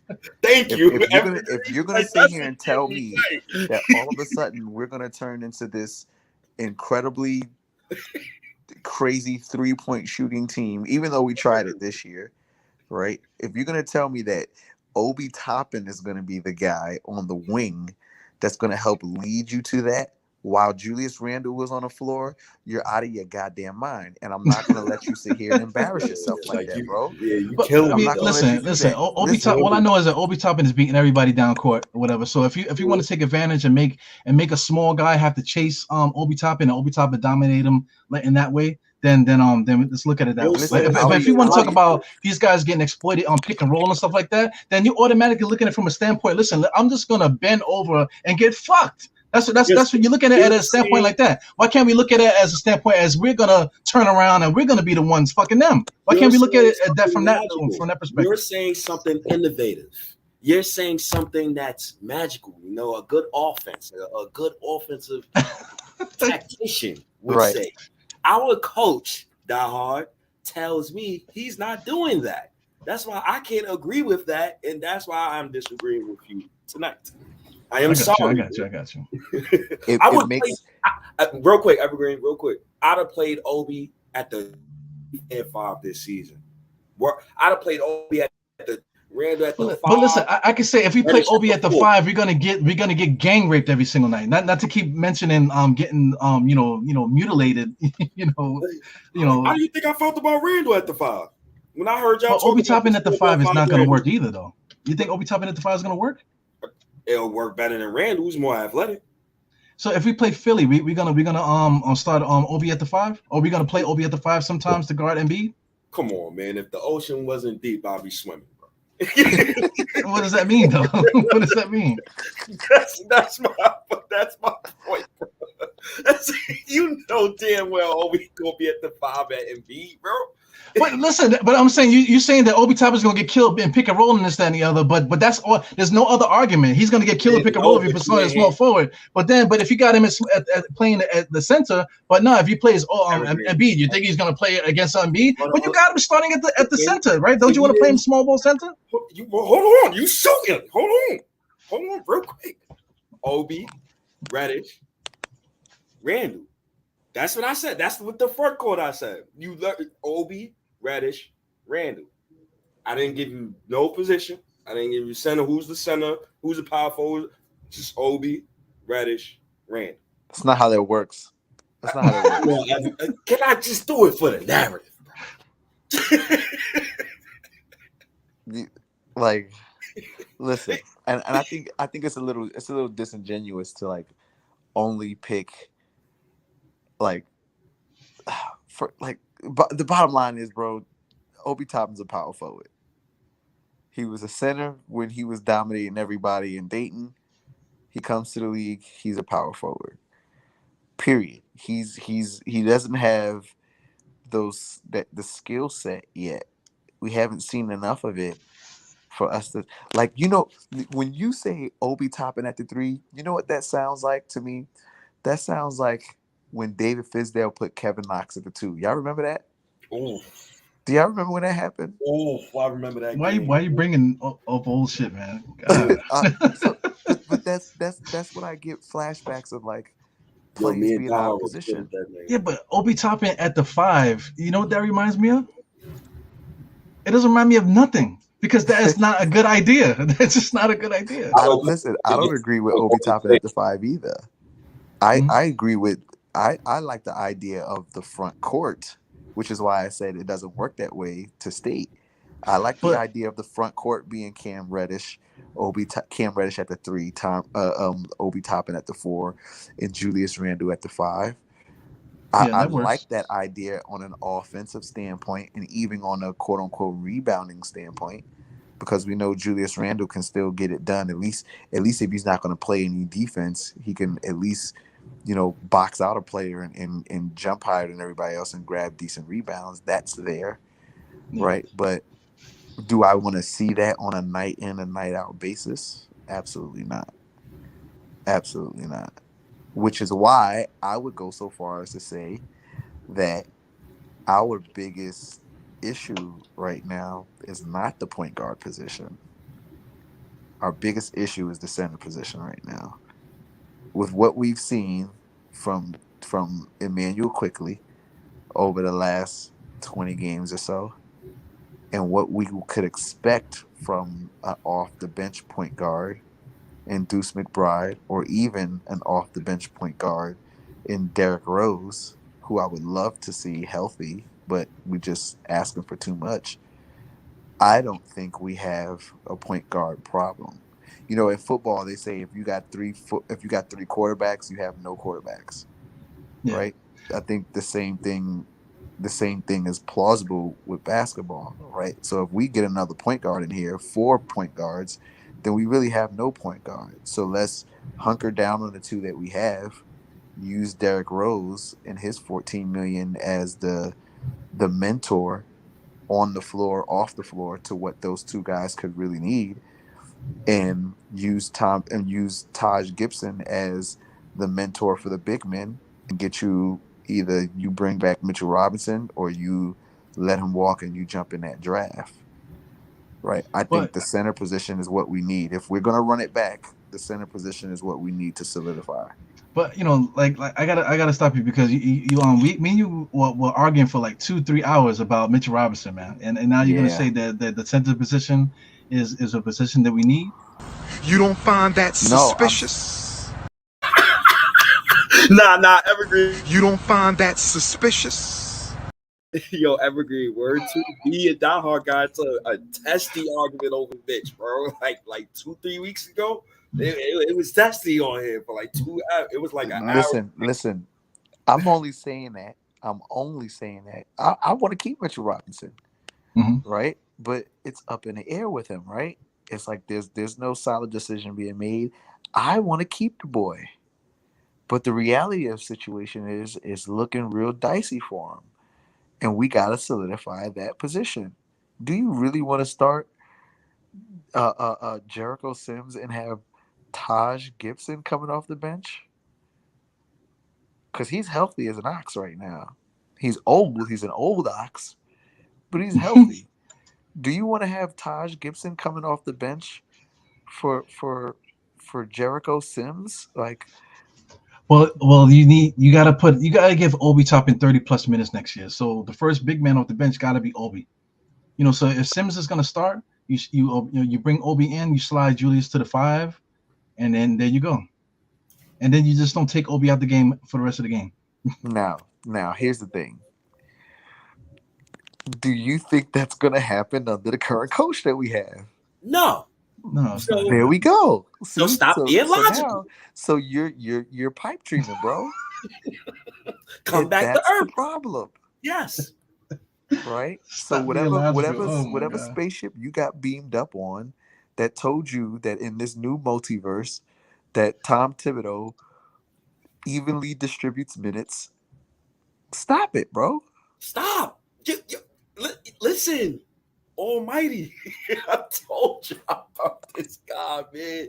This fucking guy, man. Yo, word to. I don't know what I'm gonna think about this. I don't know how I'm gonna feel about this team, honestly, if they bring back Randall and Tibbs next season, yo. I really don't know how I'm gonna feel about them. Because Clyde, he tried to sell Wolf tickets tonight, Evergreen. He tried to sell. Oh, he was making excuses for everybody. Randall, he was making excuses for Tibbs. They had Leon Rose talking like, oh, Tibbs he did a great job this season. Tibbs did a great job this season? Fuck you, Leon Rose. Fuck you, bro. Tibbs did a great job. I'm not a company man. I'm in my company now. Fuck you, man. Now here's the thing. That's crazy. State, I think your expectations are too high, bro. Like you made the 4th seed. No, listen to me. No, I'm not talking about that. What the hell do you think Leon Rose is gonna say for his hire, bro? Do you think he's gonna come out with a guy that he hired and say, yo, this motherfucker Tom Thibodeau sucks? You think he's gonna say that? I don't want to hear about good job. I want to hear about he underachieved this year and we'll give. I don't want to hear about. Do you think one of his first coaching clients that he hired? Fucking God, man. Do you think he's gonna tell them? He's gonna tell the world that he underachieved? What do you like? Would you tell the world that a person that you hired sucks? I know, Evergreen, you telling me the truth, but damn, let me live in my whole damn reality, man. Damn. Like if we're gonna live in reality, we gotta live in reality together, bro. I'm not just going to be angry at Eru for the crazy shit he's saying. Like you gotta spread this all across the board, bro. Like we know. Listen, this is what you do. This is how you live with yourself and deal with this. Just know that you watched the entire season this year.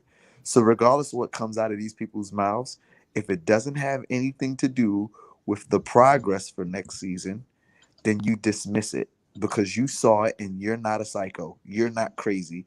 We all watched this season. We all know that they're lying. So there's no reason to take anything that they say seriously at this point. Unless they're talking about the next season, don't take what they say as gospel. Because if not, you're gonna be mad and you're gonna say what you just said now, which is let can I live? Yeah, what makes me laugh, man, bro? From what you're saying, I'm looking at Mike Breen's face. Mike Breen's face says it all. Because Leon Rose is talking and Mike Breen is looking at him like, are you fucking serious? Like, you want to play? You want me to play it? Yeah, play it, man. Play it. Oh my fucking God. I don't know if you guys can hear it though. Let me know if you can hear it. Look, Julius is a passionate, player. He's a person who, last year everything went right. Obviously, this year things didn't go right, but he still wound up one of 3 players to average 20 points, 10 rebounds, and 5 assists. One of 3 players in the entire NBA. I think that the things that happened on the court, you saw some emotion coming out, you saw some things happening, and I think that, it affected his play at times. And I think that, he felt remorseful for some of those things as he expressed, to the fans in his letter that he sent to them. But he kept working and worked through it right up until, the end of the season. So, I think that it was just not being comfortable at times. I mean, it was just not being comfortable. He gave it his best effort, and he, just the 3-point shot didn't go as like it did last year. I think teams keyed on him more this year, and he had, make some adjustments and carried a big burden. Shut him off. Shut him I was off. proud of Shut him off. Please. I've been wanting to shut him off. I didn't realize it was that long. That Shut him off. I heard a fuck enough. Shut him off. Get that off. Please get it off. Get it off the screen. What the fuck are you talking about? What is he talking about? What is he talking about? What the fuck is that? The Knicks don't never get their own head out their own butt. Oh my God. Now listen to everybody watching the podcast. You see how State just got upset? It's because he's putting too much stock into a lie. Don't do what State did, okay? Brother, wait, hold on, Evergreen. Evergreen. In the past 3 years, that black man, Steve Mills, left these ninjas $74 million in cap space and RJ Barrett. And the best, RJ Barrett and Julius Randle, I'm going to count Julius Randle. And the best fucking thing that you got for Nate in 3 fucking years is an 11th seed. And I don't count the 4th seed from last season. Last season was fake. It's the best you got? Be very, very quiet. I'm hunting weapons. That's Leon Rose right there. That's the best you got. Evan Fournier for $78 million. That's the best you got. Julius re-signing Julius Randle. That's the best you got. You re-signed Nerlens for 3 years. That's what these dudes give you, and they give you confidence going into this offseason. I don't know, man. I don't know how dejected I would be if they bring that. I don't know what I'm gonna say, bro. I don't know, bro. I don't know. Imagine if we had got the 1 pick.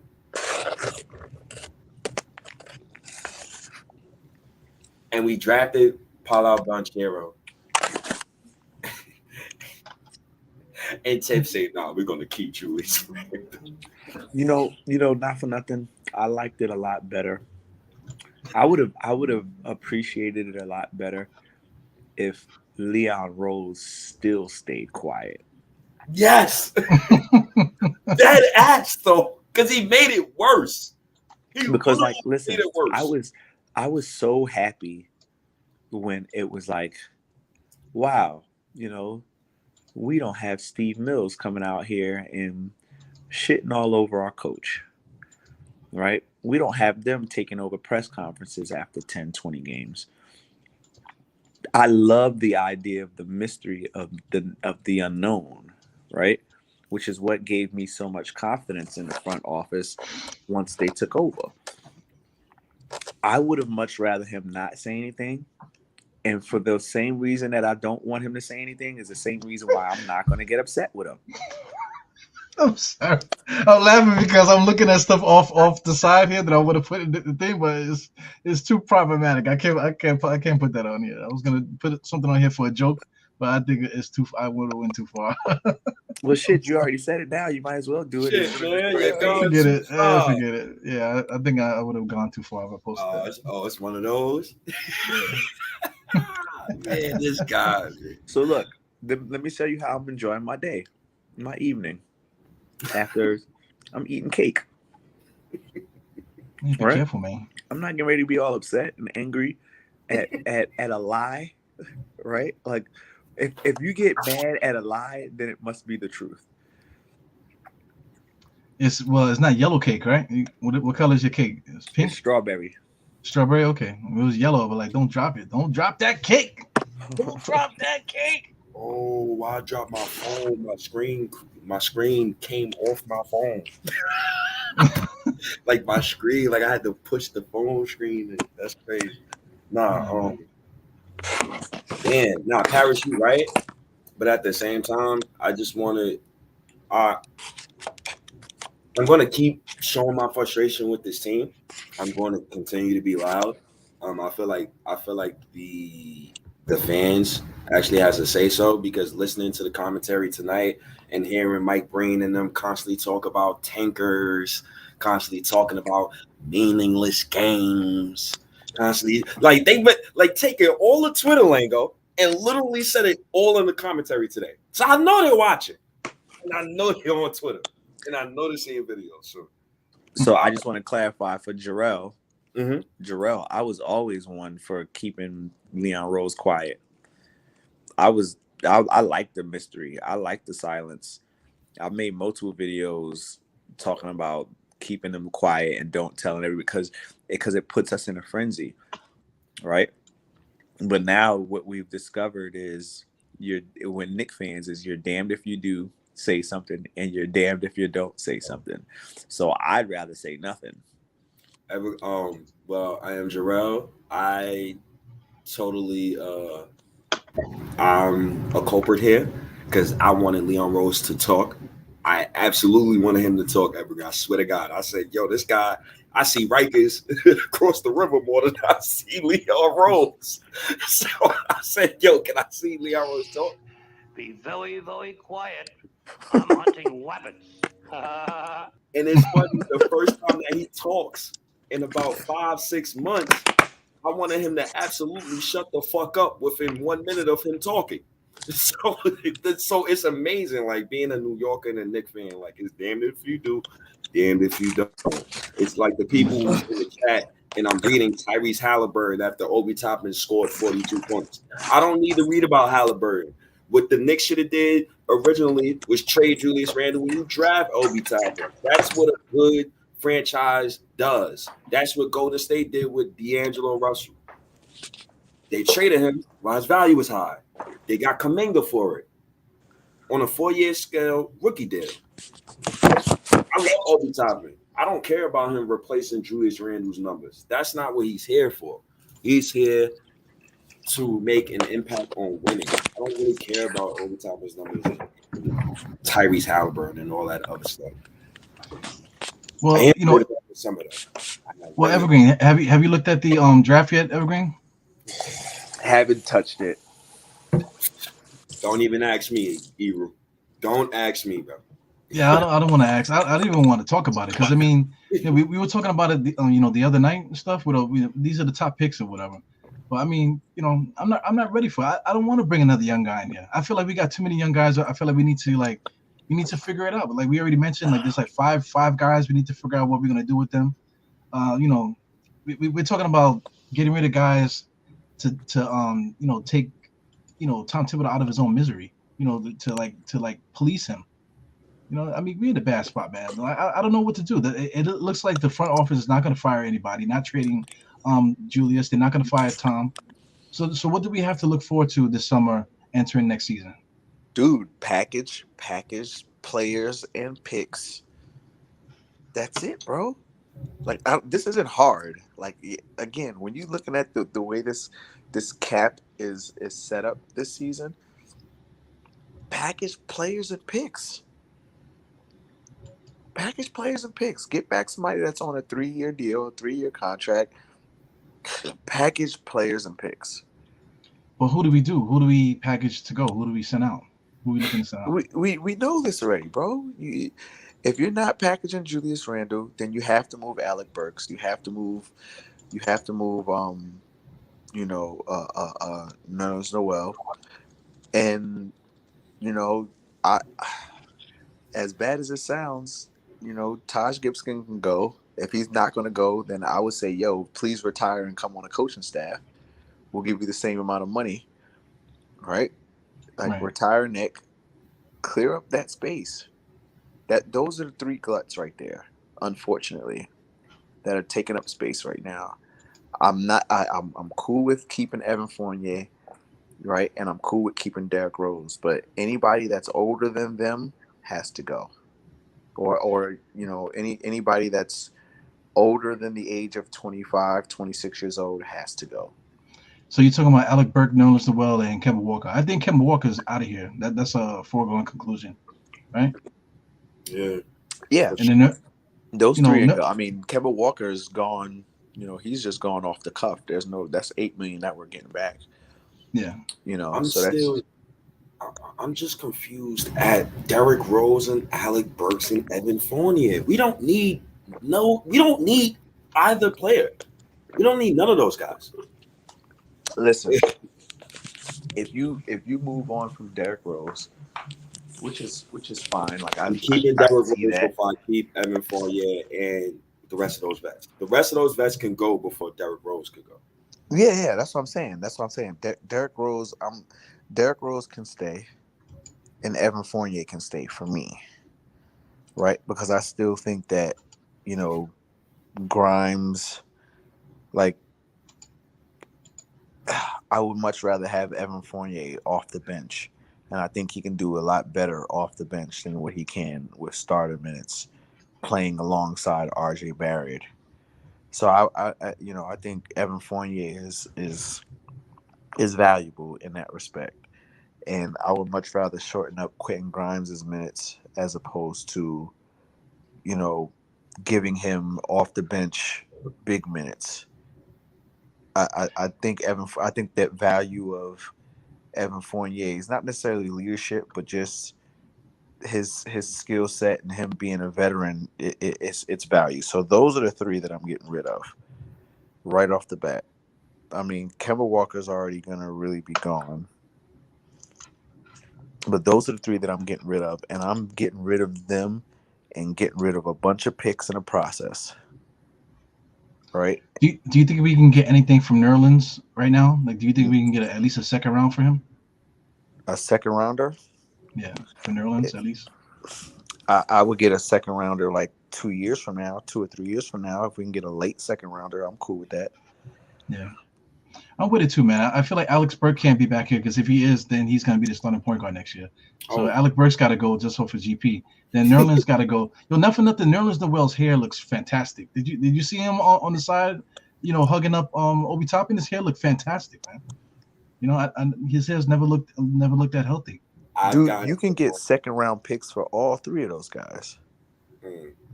Yeah. I've gotten to the point where I've phased Nerlens Noel out of my TV screen whenever when he's on the TV, like it's fizzled, so I can't see him. Sorry. You think this works? Trade him to Philly?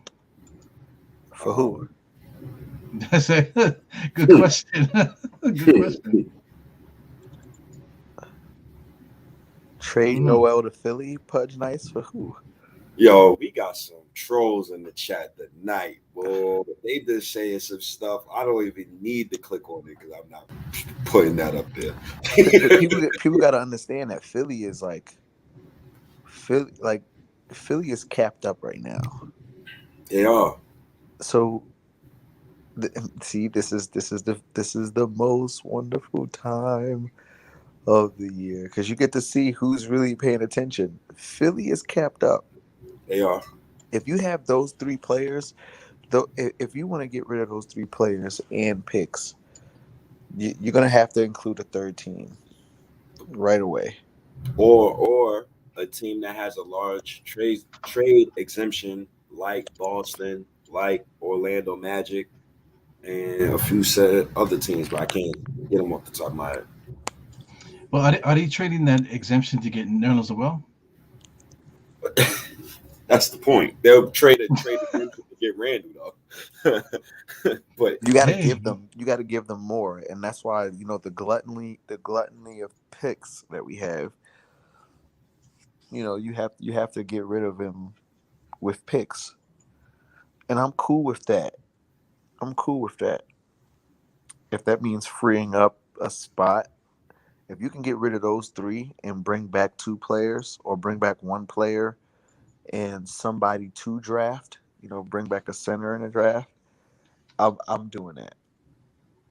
And the only reason I say bring back a center is under the idea that Mitchell Robinson's gone. I think he should be gone, man. I'm done with Mitch Robinson. I'm done with him, man. I'd rather play, huh? Who's your starting center? No, he's not. You know, Actually, so who your starting center? but I mean, you know, I already told you. I'd rather run with Jericho Sims and play Obi Toppin the 30+ minutes they deserve. And if you're gonna keep Julius, then just leave it like that. And then have Taj Gibson be the third string. That's crazy, bro. That is or draft the blasphemous, center. bro. That's crazy. That is bro. blasphemous, bro. But what is Mitchell Robinson doing? Is Mitchell Robinson helping us win games? The only thing that we're helping by signing Julius Randle, by signing Mitchell Robinson, is Mitchell Robinson. Yeah, wait, hold on. Yeah, has anybody helped us win games this season? If you want to use that narrative for Mitch, I know, can but use that for Obi. I know, but why are we gonna reward Mitchell Robinson for playing bad, for not really helping us win anything? Why we had to reward Julius Randle after last season? Because he was an MVP candidate, and he was an All-Star, second team All-NBA. Excuse me, and then you paid Nerlens before you paid somebody that's in your crib. Nerlens Noel, not for nothing. He gave his life for us, like Jesus Christ last year, because Mitchell Robinson, the starting center, was hurt. Don't do that. Well, Nerlens Noel earned that contract. Y'all got the 11th seed. And we also underpaid Nerlens Noel too, not for nothing, because he could have signed for a bigger deal, but he went to the Knicks for $5 million. So we kind of like did him a solid by giving him a couple extra million, because we made up for the $5 million that we gave him that first year. That's cap. What team was that? I know that that's what they say. All I can do is say what they say. Who's they? I don't know who they is. I don't know who they is. I don't know them. The Knicks always put out another team wanted to pay said player this said number higher than this. No, but Nerlens said that. Said that. He's capping. He's capping. No other team with his production at the time would have paid him that said bread, bro. He is capping. Yeah, but Nerlens Noel played really good last year though for us. No. Okay, I know what Eru was talking about. Eru was talking about when he was supposed to take that large contract from Mavericks, from Oklahoma City. That was the Mavericks. The Mavericks, is that what it was? The Mavericks. It was when he was on Oklahoma City and he was getting ready to leave. He was supposed to take that large contract, but he opted out of it so that he can try to get more money, and he shot himself in the foot. And he ended up, what was it? He went to Philly, right? And was playing in Philly for half the salary on a 2-year deal. And then he signed with us.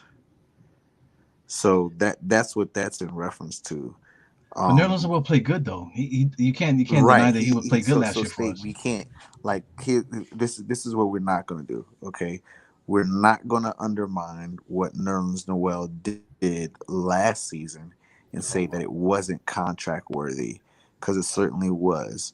Because if he was healthy this season, even if he did half of what he put out last season, he would still be. He would have still earned that money, right? Like you don't earn your contract based off of what you're doing on that current year. You earn your contract off of the potential based off of what you did from last season. So why or the season before? Why did the Knicks pay these said players off of one said season, knowing these guys in their careers have never had consecutive seasons? That's my problem with the Knicks. Nah, Nerlens Noel was playing very well, bro, under OKC. Bro, with Chris Paul, bro, consecutive seasons of. Yeah, but listen, Nerlens Noel is not known to play offense. We're talking about what he's paid to do. He's paid to rebound, defend, and do what he does. So doing what he does, he did play well. He did play well doing what he does. And CP3 is not going to pass the ball to make Nerlens rebound or make him play defense. Him getting the ball from CP3 is not going to get him a block. You get what I'm saying? Right. I guess I don't take no. So Nerlens Noel, who didn't deserve his contract.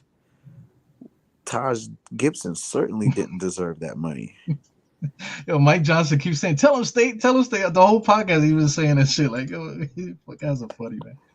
Taj Gibson certainly didn't do much to deserve that contract, And not only did Taj Gibson get a contract, but he also got a raise magically, and he revamped his contract.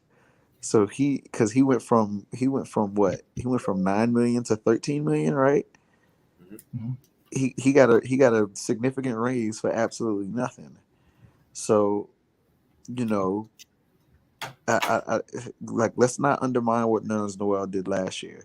Did he earn his contract this year? Meaning, did he play enough for us to justify that we just lost $9 million on a player, or that we invested $9 million in a player for him to sit on the bench all season? No, because of freak accidents. I'm sure if he was healthy, he would have played. And Jericho Sims, we would have never known who Jericho Sims was. Sad. Never known. Sad. Who had the freak accident? No, I'm just talking about whatever freak accident caused Nerlens Noel to sit on the bench all season. Yeah.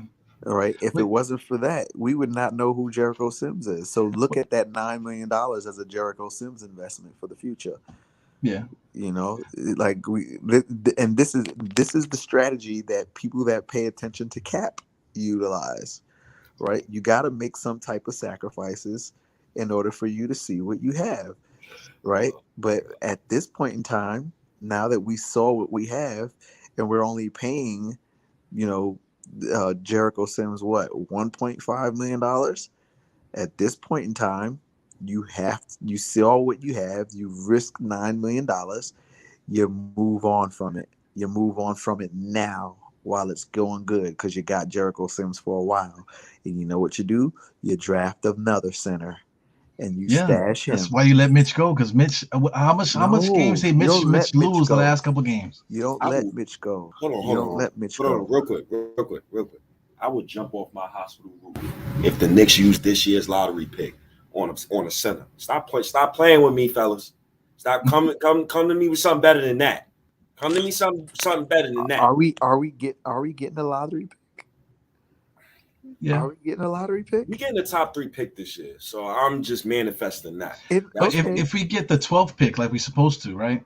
Jalen Duran is right there. We might be able to get Jalen Duran or Mark Williams. You draft another big. Kill me now, bro. Just shoot me.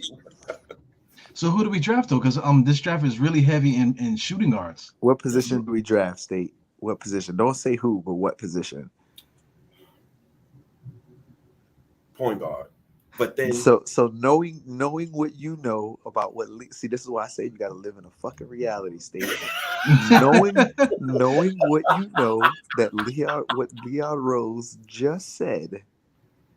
What Leon Rose just said and alluded to about running it back, about picking up the dice and rolling it again. Yeah, how many point guards do we have on the roster, bro? We have 5.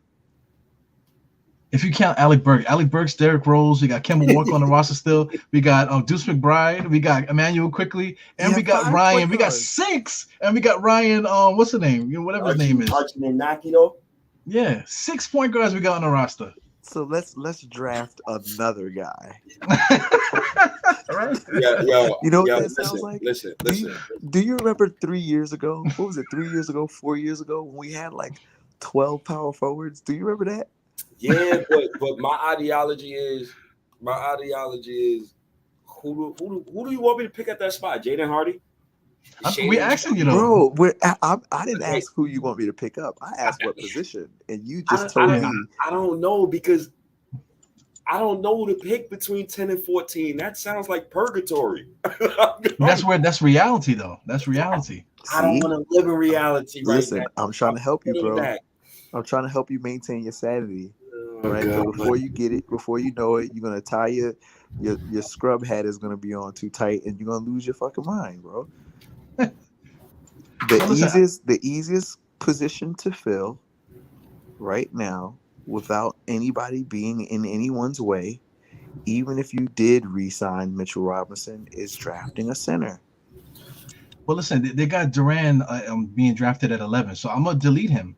So we're looking at Ty, right? So from Ty and down, who would you draft out of these guys that are shown on the screen right now? Dyson Daniels. But Dyson Daniels is a shooting guard. So where the hell does he play? Now he's a combo guard, and right now he grew to 6'7". Actually, I've been looking him up. Oh, okay. So we already got one combo guard that's playing starter minutes right now. Let's get another combo guard. Is your boy Tom Thibodeau gonna play Dyson Daniels? No, nope. We know this already. So you just wasted a lottery pick, as you say, right? We just wasted a lottery pick on a guy that Tom Thibodeau's not going to play. You know what that sounds like a lot?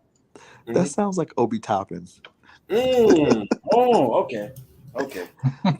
That sounds like the story of. That sounds like the Epic of Gilgamesh, the story of Obi Toppin all over again. So, is that what you want, State? I mean, if that's what you want, then you do what you want. But I'm telling you now, I'm drafting a center, right? I'm drafting a center at this draft pick. Even if I do sign even if I do sign Mitchell Robinson, I'm still drafting a center, and I'm going through hell and high water to move Nerlens Noel. And I would even go so far as to trying to, drop that contract off. Well, no, you can't drop that contract off because it's a team option. He doesn't have a team option next year. I'm doing everything I can to get rid of him. Evergreen. Insanity. Thank you. Evergreen. There's no way in fucking hell Tibbs is going to play your lottery pick center while Taj Gibson still has a pulse and Mitchell Robinson has a pulse and Sims has a pulse. Bro, didn't I just say move on from Taj Gibson's got to go. Nerlens Noel's got to go. That's the definition of insanity for you. Because you know he's not going. So what would be easier then? Actually drafting a player or moving on from everybody that you're talking about? Because you're going to have to draft somebody, right? Yeah, that's questions for Leon Rose. I mean, we asking each other logical questions. I'm hoping Leon Rose got a handle on that, bro. Well, then you're not asking. You're not having logical hope because you heard what Leon Rose just said yesterday. I hear you. That could be GM speak. Oh, that's locker room talk. That's the best I got. If you want me to be positive about it, shit. He could be lying too, man, but he was squirming way too much to be lying. Yeah, he was too confident in what he was saying. That's how I knew, like, oh man. But I almost feel like those questions that he was being asked, like that the questions that, like the way he was stuttering was almost as if like Mike Breen wasn't supposed to ask him those questions. And you know how like when you ask somebody a question and like they don't quite answer it and they ramble on about something that that it has to do with the topic, but it's not specific enough. Yep. And you're like, but what about what I asked you? Like I almost feel like that's what happened. And it's like when you tell your son, like, hey son, did you wash your hands when you came in the house? And he was like, well, you see, what happened was I came in the house and I took my shoes off and then I went over into the playroom. And you're like, all right, dude, but what the hell does that have to do with you washing your hands in the bathroom?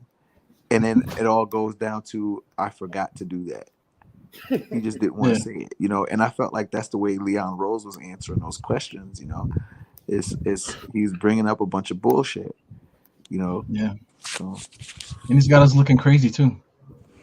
We're just bugged out. I don't know. I don't know what to say. I don't know what to say or do. We're just like in purgatory right now. Like usually we kind of would have an idea what we're gonna do. We kind of can look at it and say, okay, I think the Knicks gonna do this. Leading up into the season, we know we needed an extra scorer. We needed a point guard.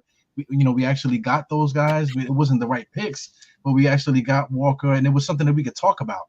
But now entering the draft, I don't know who we drafting. Entering the offseason, I don't. They already said they're not firing Tom Thibodeau. Leon Rose said that he's not trading Julius Randle. So, like, I just don't know what to do. What are we supposed to do? What are we supposed to do for this summer? Yo, I might have to take like a mental break from all Nick everything. Like I might have to like listen. You know what I did, State? I did exactly the thing you said, and I feel great. What you telling I me to feel do? great. I want to feel great too. What happened? I took a break. You gotta take a all Knicks Nick break. stuff. You didn't see me on. Yeah, you're right. You didn't see me on NBK. You didn't see me on your show. You didn't even see me on that the fantasy thing that we have. Yo, Yo, I'm the champion, by the way. I damn it. On the MBK thing, I'm 2 years in a row, freaking fantasy champion right here. This is the first championship. I'm waiting for my second trophy to come through. So I got 2 of these joints. So now that you're the champion, man, do you feel any less stressed than you did last year? I mean, I don't know. I mean, I feel like I won the All-Star game MVP, but we lost. So it's like, what's the point of that? Like yo, did you see the Lakers thing that they have on Showtime? It's like a TV show they're doing about the Lakers. It's all right. You talking about the Magic Johnson joint? Yeah, the Magic Johnson joint. So like they was talking about what's the logo? What's the logo's name? What's his name? Jerry West. Jerry West. Well, Jerry West won the MVP of the NBA Finals, but lost the championship. That's how I feel. I got the MVP, but what the fuck did I actually win? But not for nothing. I think MVP awards and Finals MVP award is a biased award anyway.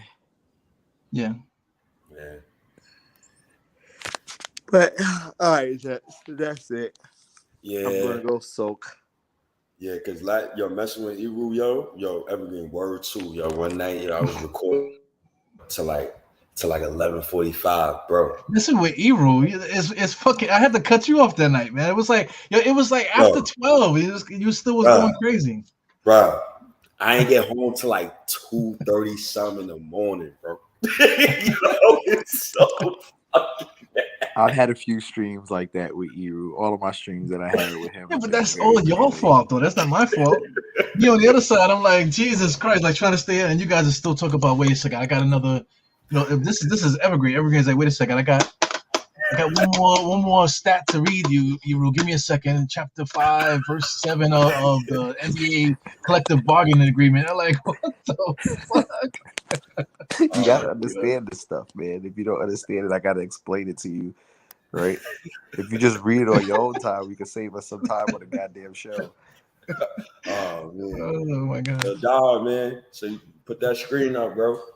Though, and also, yo, Evergreen, man, I appreciate you coming on the show too, man. I apologize for earlier to you guys.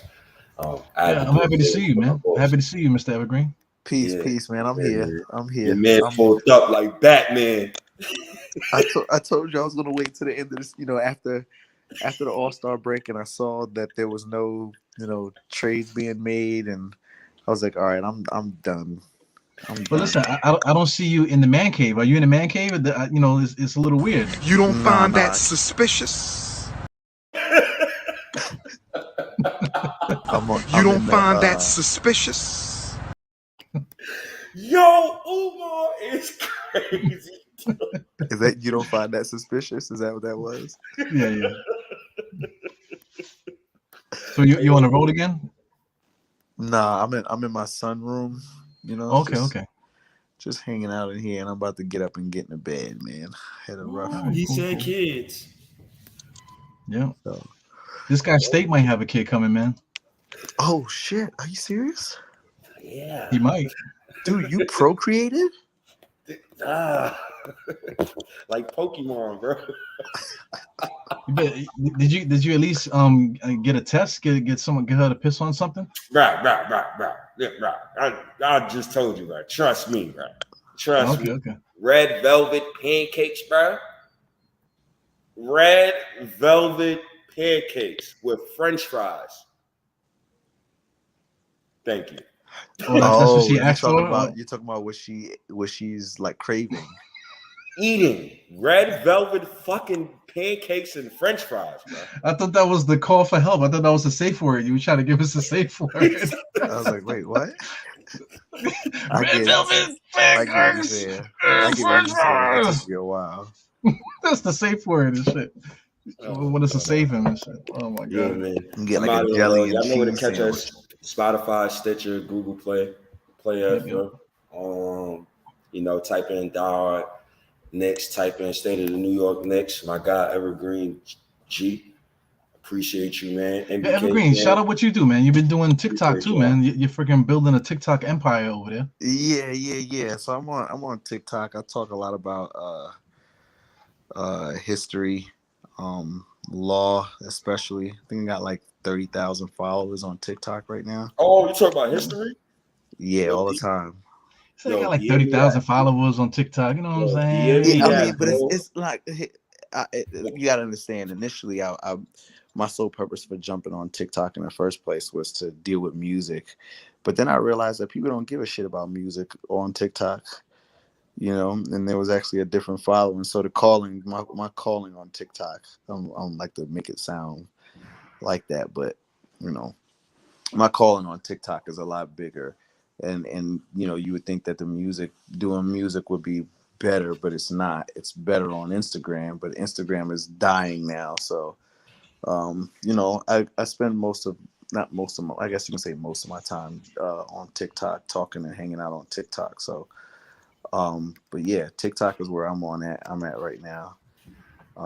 So you can find me there. I don't talk about the Knicks on TikTok at all. And I think that's where I've been spending most of my time. And that's why I'm sane right now. And I'm not losing my mind like Eagle State. Right? So I appreciate y'all, man. We get out of here, bro. Yeah, I think security just came to get State just now. Hell no. I actually want to go home messing with y'all. We go to Cellar. Y'all keep me peace, here, State, man. Yeah, State about to get cut off. He going in an elevator. Oh, okay. All right, but yeah, I'm still doing the music thing. I'm still producing music. That doesn't stop. Which Eru, by the way, I'm gonna send you some music to use for your intro to the show. Okay, sounds good. So, yeah. You're gonna send me a bill too? No. This is this is no. This is free of charge. That's why I never asked, man, because I got to get the ones up to give you some bread. I kind of don't like taking free stuff. No. It's not. This is a free of charge thing. This is not. You don't find that suspicious? Find that suspicious? That's something that we run. We just run that shit to death, man. That find suspicious shit. Nah, but I'll send you a record that you can use if you like it. Use it. Evergreen. I need an intro soon too. Oh, okay. I mean, if you got a show, you let me know. Yeah, that's the thing. Me and Jarrell have been trying to do something for the longest time, man. So we're trying to figure that out. So I'll hit you up, man. Because now that you're back, if you want to do something, here's the place, Diehard Knicks Podcast. If you want to do it on here. Absolutely, and I love it here because I get to cuss. Mm-hmm. And you guys get to hear the real me and not the very gotta be YouTube censored and all that shit. So yeah, we ain't getting no money over here, so that's the reason why you can curse all you want. So as you start getting things, then you're gonna be like the company man that everybody else is. Besides Sim's not a company man. Yeah. He's not cussing either. He's like the clean comedian, if you will. Bill Cosby. He's like Bill Cosby. Yeah. So he knows the in and outs of the game, but he doesn't play the fence. He's definitely on one side of it, and he's super clean. So you got to appreciate that for what it is. But I'll definitely send you some music, and you let me know which one you're gonna use, so I can take it off on my music list as something that's being used, and we'll go from there.